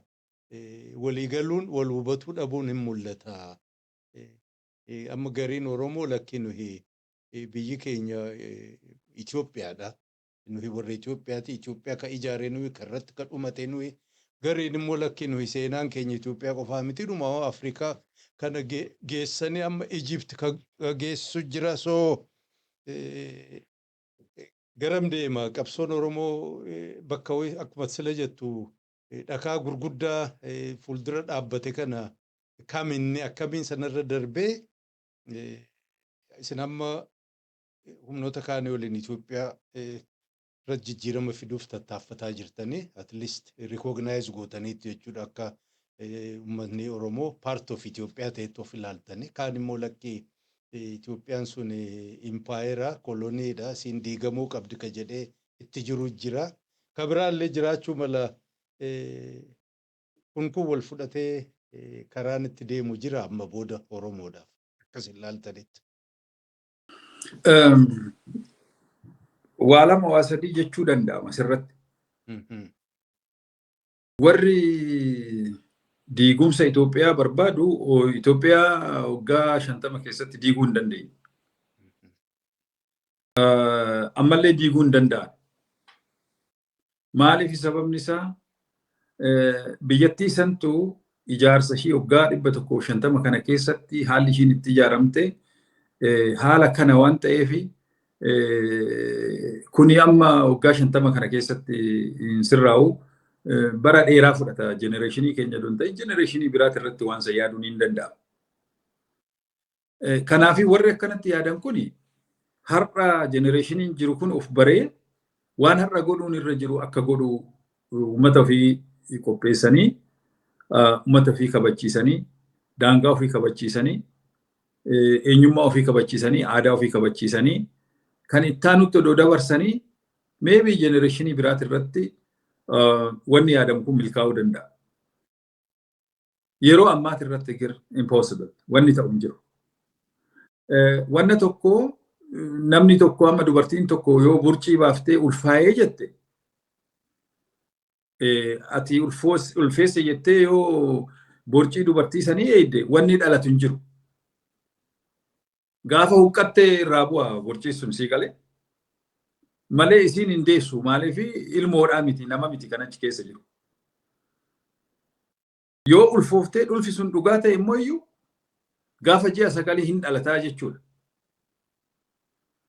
Qabsoon uummata Oromootis akkas ta'e. Oromoon kuni Oromoodha haa jedhu malee baay'ee nama keessaan walitti makamee jira. Waggaa 150 kana keessatti wal keessa jira beeki. Achumatti wal nyaata. Oromoon irra guddaa rakkoo kana keessaa kan ba'uu dadhabee fi waan wal nyaatuuf amma bineensi yoo wajjin deemu waliin amanu tokko duubaa hin boccoqaa yoo wal cinaa deeman malee duraa duuba deemuun rakkisaadha. Qabsoon Oromootis haala kanaan dhufte tokko ijaaree duratti jedhee jira bara. Ijaaree kan biraatitti dabarsuu hin beeku otoo aadaa bareeda qabu otoo sirna gadaa keessatti amata 8tti baalli walii kennuun ulfinaa fi kabajaan jiru baruu dadhabee hamma har'aatitti hamma miilaan dadhabanii uleedhaan deemanitti manguddoo xaarsan har'allee mangudduma durii kana olii gadi oofanii maal jedhan ani kabaja guddaan isaanii qaba haa ta'u malee har'a silaa manguddoo sun xaaruun isaan irra hin jiru. Warri dargaggoodha qeerroon itti darbee waan kana fudhatee baratee isaan immoo duuba ta'anii leenjisanii itti dabarsuutu irra jiru. Kanan goone akkamitti ta'a hin ta'u. Mucaa kee ilma kee leenjiftee yoo wayitti akka inni ba'u godhuu baatte wanni ta'u hin jiru rakkisaadha. Nama mariif affeeree afaan keessa dubbachuun narraa malle takkittii kana maanguddoo sana eegurra dhaloonni irraa fudhachuuf qophii hin qabu taa'eedhuma amma isaan itti dabarsan eeggata. Gaafii bareedaadha. Bari uummanni manguddoo kanas bari isinumti achi nuu turaadha jedheeti miti. Guruuppii uummatanii guruuppii saniin manguddoo sunis turtiin isaanii umuriin isaanii kan dheeressu guruuppii sani. Ani amma guruuppii san ebelu jedhee dubbachuu hin danda'u. Warri kaleessa adda bilisummaa Oromoo bakka 5tti addaan baase gara biraatiin bakka biraa dhaabbatee hoogganaa biraa ta'ee raawwatee deebi'ee immoo har'a dhufee waboo keessa seene. Argite jaruma sani jarri sanuma kan kaleessa ODFs ta'ee maalis ta'ee tokkummaa maaliyyoo qibsiyyoo ta'ee dhufetu har'a immoo deebi'ee wabootti dhufe jechaadha. warrumti adda bilisummaa Oromoo keessa jiran kuni bakka 5 bakka 4 dhaaba kan addaan qoodaniit immoo gara biraatiin qabsaa'aa ta'anii dhufan. Isaanuma garuu warri diiges isaanuma, warri ijaares isaanuma, warri dhaabes isaanuma. Amma akkan duratti raasa'uu isaanuma harka jirti. Isaan harkaa bahuu hin dandeessu. Maaliif achumatti gaggaragalti beektee akkuma nabaa baroodha. Achumatti achuma keessa garagalti. Malee harka isaaniitiin baatu. Kanaaf collee jechuu jirri nama kana akka barbaadan olii gadi oofuu dandeenyaan ammallee collee jirri. No, olii gadi oofuu danda'uudha miti. Siyaasatu nama keenyatu ilaalchi isaa maali? Kaayyoo jala deemuu dhiiseet nama jala deemu. Wanni baddee tana nama jala miti silaa kan deemani kaayyoo jala silaa dubbiin deemuun. Kaayyoon namoonni yoo dogoggora godhani kaayyoon sun dogoggora ta'uu hin qabdu. Namni hirbuu gala, hirbuu san bakkaan gaha, hin sharafu, fedhii uummataati yookaan immoo kaayyoo sanirraa hin maqsu jechaadha. Kuni kan ta'e wanna nama jala deemaniif nama tokko yoo argani dhume bakka Oromoon hoogganaan isaa kan bilisa isa baasu kan xaqlaa ministeeris ta'uu fooraan ministeeris ta'ee biyyattii san kan bulchu namoota tokkicha san namoota san afarsan. Kana jechuun uummanni dammaqiinsi isaa ammallee wilii jechuun hin dhaqqabne jechuu dandeenya. Kanarraa kaane waan hin bilchaanne immoo mirga kabiraa gaafatuufuu qophii miti jechuu dandeenya. Of course hin dandeenya. Definitely. Hin dandeenya. Guruupii fi gandummaadhaan yookaan haala biraatiin wal beekuttiidhaan walitti dhiyeenyaan siyaasa hirkannaa kana oofutu Oromoo duubatti hambisee kuni ammallee itti fufee jira jechuu kiyya. Ayyee barakaa argadhu amma ni beekta jedheen abdadha. Addunyaan akkuma silaati jette akka malee jijjiiramuu jirti.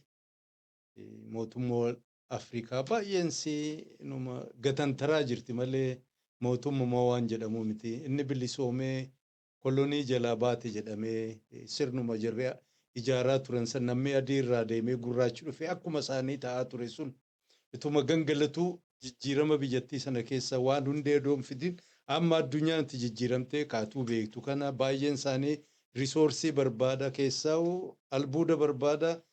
Dachii barbaada, dachii qonnaa kanaan babal'achaa dhufaa jiranii akkuma argitu Suudaan waan isaan godhanii Itoophiyaa, Somaaliyaa, Keeniyaa, Seentiraal Afrikaa, DRC biyyi keenya samma namni akkuma aadaa fudhatee investara jennaan xiqqoodhuma waaqa jedhee muuduu bira dhiyaataa jira jechuun jedhe. Kana keessatti warri maallaqa qabu baay'een isaanii seenaa jiran hammeenyaa miti jechuu kooti miti. Biyyi qabsaa'amuuf uummanni qabsaa'anuuf tuni qabeenya ofii biyya ofii akka barbaade taliigee eenyu waliin waa gurguree eenyurraa investara bitatee Chaayinaa waa barbaaddi, Indiyaa waa barbaaddi, warri Dubaay waa barbaada, warri Saawudii waa barbaada, Awurooppaa Yuuniyeen waa barbaaddi, warri Ameerikaa waa barbaada. Kana keessatti biyyi sun akkamiin dhiibbaa kana hundarraa dandamattee waan uummataaf faayidaa qabu hojjetuun danda'ama. Abbuma fedhee aangootti dhufu homaa miti. Gaafii bareedaa kana yeroo gabaabaa yoo Abiyyi aangootti dhufu dura warraaqsa tureeni biliyeena 4.5 kan biyyee nyaate doolaara. Look, biliyeena 4.5 waarshaan tekstiiliidha, waarshaan garaagaraa kan gubate, kan bade, kan manca'ee jechuudha. Waarshaan garaagaraa kan bade jechuudha. Biliyeena 4.5 isaa ol ta'ayu anatu just from somewhere akkasitti lafa kaa'e malee kana caala. Ergasii immoo kan dhufe, ergasii immoo erga inni Abiyyi immoo aangoo qabatee Hayilamaariyaam irratti suni badee miti. Amma maaltu ta'e sitti fakkaata? Wanni amma kunoo kooriidar maalii jedhan kana ala gara biraatiin human resoursiin manca'aa jira, qabeenyi manca'aa jira, dhumaa jira namni jechuudha. Waraana kan ka'e. Waraanni kun immoo koostiin isaa biliyeena dangaan qabne bileena irratti kan lakkaa'amu. Waraanaa fi mindaatu kafalamaa, nyaata jira, kan dhuka'utu jira, meeshaa lolaa gurguddaatu jira. Diroonaan maalii jedhan kun duubeedhaan haa dhufu, maallaqaan haa dhufu. Kasaaraa guddaarra jirti jechaadha biyyattiin. Even isa callaa miti kan World Bank irraa fudhattu wanni kun hunduu biyyattiitti kasaaraadha, kufaatiidha jechuudha. So kanaafi ifa wanni kana maalirraa haasan waanuma mul'atu bar kana wanni namni hunduu arguu danda'u waan ta'eef kana jedhanii irraa haasa'uudhaaf nama dhiba amma waan akkana kanarratti. Ayyee barakaa argadhu amma kana caalaa isin tursuu gaaffii lamaan tokkoon na biratti haftee isin dura egaa sirni fedheewu ijaarsi baraa oliin dhufa amma bara wayyaanee sirna federaalawaa jedhamee sabaaf sablammiin hundallee ta'uu baate naannoo bulchiinsi ijaaramee jira. Jarri kun immoo gaafuma dhufuu waan kana hin barbaannu namuma takka sanarratti hundaa'uu qabna ka jedhu haalli hayyamuu fi didee yoo amma sirna sabarratti ijaaramee federaalummaa kana jiru kana diiganii akkuma amma maakkalaa Itoophiyaa, Dabuub Itoophiyaa jedhanii tokko lama saampil tolchanii jiranii bifa biraanis yoo ijaarane akkamitti waan kana react gochuuf takka immoo qophii maalii qabda warri humnoota tokkummaa Oromoo? Nuyi ummanni amma mirga amma argate kana akka dhabu hin barbaannu. Regional autonomy afaan isaatiin dubbachuu, afaan isaatiin mana seeraatti tajaajila argachuu, afaan isaatiin haasa'uu, aadaa isaa kunuunfachuu, wanna ummanni keenya ummanni Oromoo amma argate kana akka dhabu hin barbaannu. Wanna isa hanqate akka irratti dabalatu barbaanna. Hanqinni jiru abbaa biyyummaa, daangaa keenya, eenyummaa keenya kabachiisuudha. Gaafii haftee bakkaan gahuudha. Gaafiin Oromoo harka dhibbatti takkitti illee odoo nafin akka deebi'u barbaanna. Gaafii san immoo nutu godhata. Nama kamirraayyuu gaafii deebii san hin barbaannu itti dabarree godhannaa jennee warra qabsa. Nama miti amma mirga keenya kan nu murteessu ibilurraa miti kan mirga gaafannu. Waaqayyoon nu kenne uumadhaan Oromummaa arganne uumadhaan immoo waan nu jalaa dabe san deeffanna. Mootummaan dhufu kan ijaaramus gaafii keenya san acceptii nu godheeti malee wajjin hojjechuus ta'e wajjin jiraachuu hin dandeenyu jecha. Tole barakaa argadhu. Gaaffiin maayyiin egaa hordoftoonni jalqabarraa kaasanii hamma dhumaan nu waliin turanii si hordofan ka beekuu barbaadan humnoonni tokkummaa Oromoo maal harkaa nu qabdan amma akkamiin nu hoogganuuf deemtanii akkamiin isin jala hiriirra garam nu geessitanii yoo isiniin jedhan deebiin maali? Nuyi tokkoffaa ummanni keenya amma akka ummataatitti bilisummaa barbaaduu miti. Bilisummaan nuufi leegjarii taatee jirti. Ummanni keenya of dandamachiisuu akka Oromootitti biyya san keessatti existii godhuu irra jirra.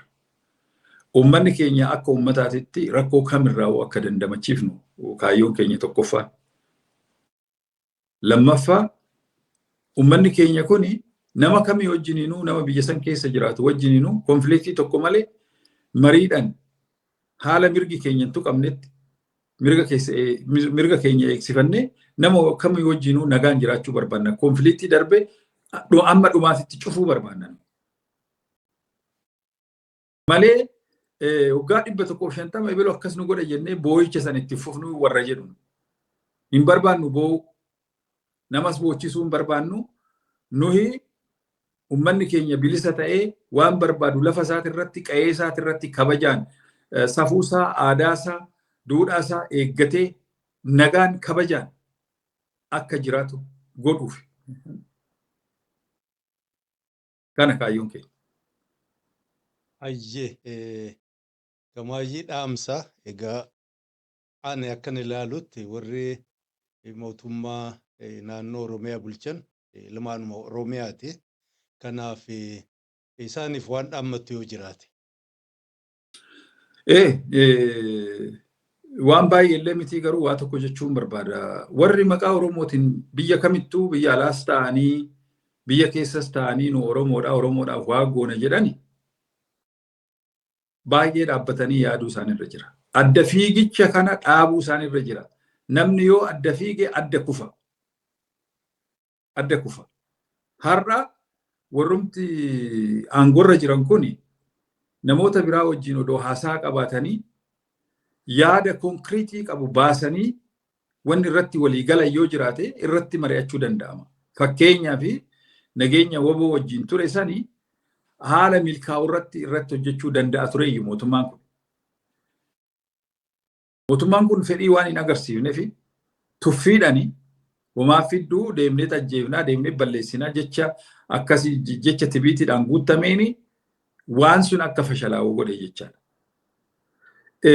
Dubbiin ijoollee callaa tuffachuudha miti. Uummata Oromoo hunda tuffachuudha jechuudha. Uummanni Oromoo erguun ga'u akka barbaannetti waan barbaanne goona warra jedhutu dubbiin sun akka milkoofne godhe. Dubbiin sun akka milkoofne godhuun immoo rakkoo dhufu kana hunda karaa banee jechaadha. Fakkeenyas jedha. Ammas taananii jarri kun nama kamiyyuu qaama kamiyyuu wajjin nagaa uumuudhaaf qophaa'u isaanirra jira. Amma mootummaan kun aangorra turaadha miti. Akkas godhee aangorra turaadha miti. Just biyyattiinuu waggaa isaan illee hin jiraanne biyyattiinuu akka jiraattu yoo waan hawwan ta'e Oromoon waggaa 100 aangorra ture jedhanii yaaduun isaanirra jiru. No, biyyi suni sabab sabnoota 86 qaba. Namni biraa waan yaaduun beeku Oromoon. Kanallee beeku isaanirra jira. Nu saba bal'aadhaa nu waggaa mana cuucamne nu sin bulchina humnaan kan jedhu yoo ta'e dogoggora sun. Dogoggora. Namni hunduu biyya kiyya kan jedhe akka barbaadetti qabsaa'u deebii gaafii barbaade san gaafii sanii fi mirga argachuu deebii argachuutu irra jira. Inclusive Oromoo. Saa akkuma nuyi mirga barbaannu warra mirga barbaadutu jira. Jarri sunis mirgi isaanii deebii argachuu isaanirra jira. Maaliif nama biyyaati ka Itoophiyaa yoo jenne waa'ee Itoophiyaa yoo haasofne jechuudha. Waa'ee Oromoo yoo haasofne akka Oromootitti garuu waa'ee Oromootirratti adeemsi amma godhame kun baay'ee hamaadha waan ta'eef Oromoo kanarraa haala itti qulqullaa'u warri OPDOdha yookaan immoo dhaaba akkasiiti jedhanii amma aangorra jiran kuni dhaabbatanii yaaduu isaanirra jira. Seenaa gadheedha wanni isaan godhan. Wanni isaan godhan nu gaariidha. Finfinnee bareechinee fooqii ijaarree lafa qalamii dibnee ibsaa galchinee paarkii fi baalaasii no. Kana miti. Yookaan biqiltuu dhaabuudha miti dubbiin. Dubbiin jenereeshinii dhufuufillee diina xiqqeessanii uummata abbaa biyyaa godhanii uummanni saba biraa wajjin akka nagaan jiraatu yoo godhanii biqiltuu isaan dhaabanii fooqii isaan dhaabanii magaala isaan bareechisna irratti uummataa fi wanta barbaachisaa waan ta'eef kana dhaabbatanii yaaduu isaanirra jiran. Ittuu raayyaan ittisa biyyaa ijoolleen Oromoo ta'an Oromoo ajjeesurraa Oromootti duulurraa odoo of qusatanii baay'ee natti tola. Anis kanumaan ergaa kiyya dabarfadha. Maaliif Oromoo namni ta'e Oromoon ajjeesina rabbii jedha of laala. Nama sana ajjeesuu jechuun of ajjeeftan jechuudha malee nama biraati miti. Warri Oromoo taatanii Oromoon ajjeesina. Lubbuun hin deebitu takkittii duunan deebiin hin jirtu waan taateef Oromoon ajjeesina. Warii garaa laafa waliin haa haasofnu waliin haa mari'annu waan Oromoodhaa barbaachisu irratti walii haa gallu.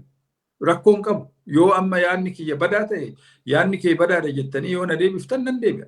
Yoo yaadni kiyya namaaf hin taane yoo yaadni kiyya uummataaf hin taane namni chaalenjii na godhu yoo jiraate chaalenjii ta'uutu narra jira. Akkasuma isinillee karaa banaa karaa cuftanii ofiif balleessitanii nus hin balleessinaa hin jedha walumaa galatti.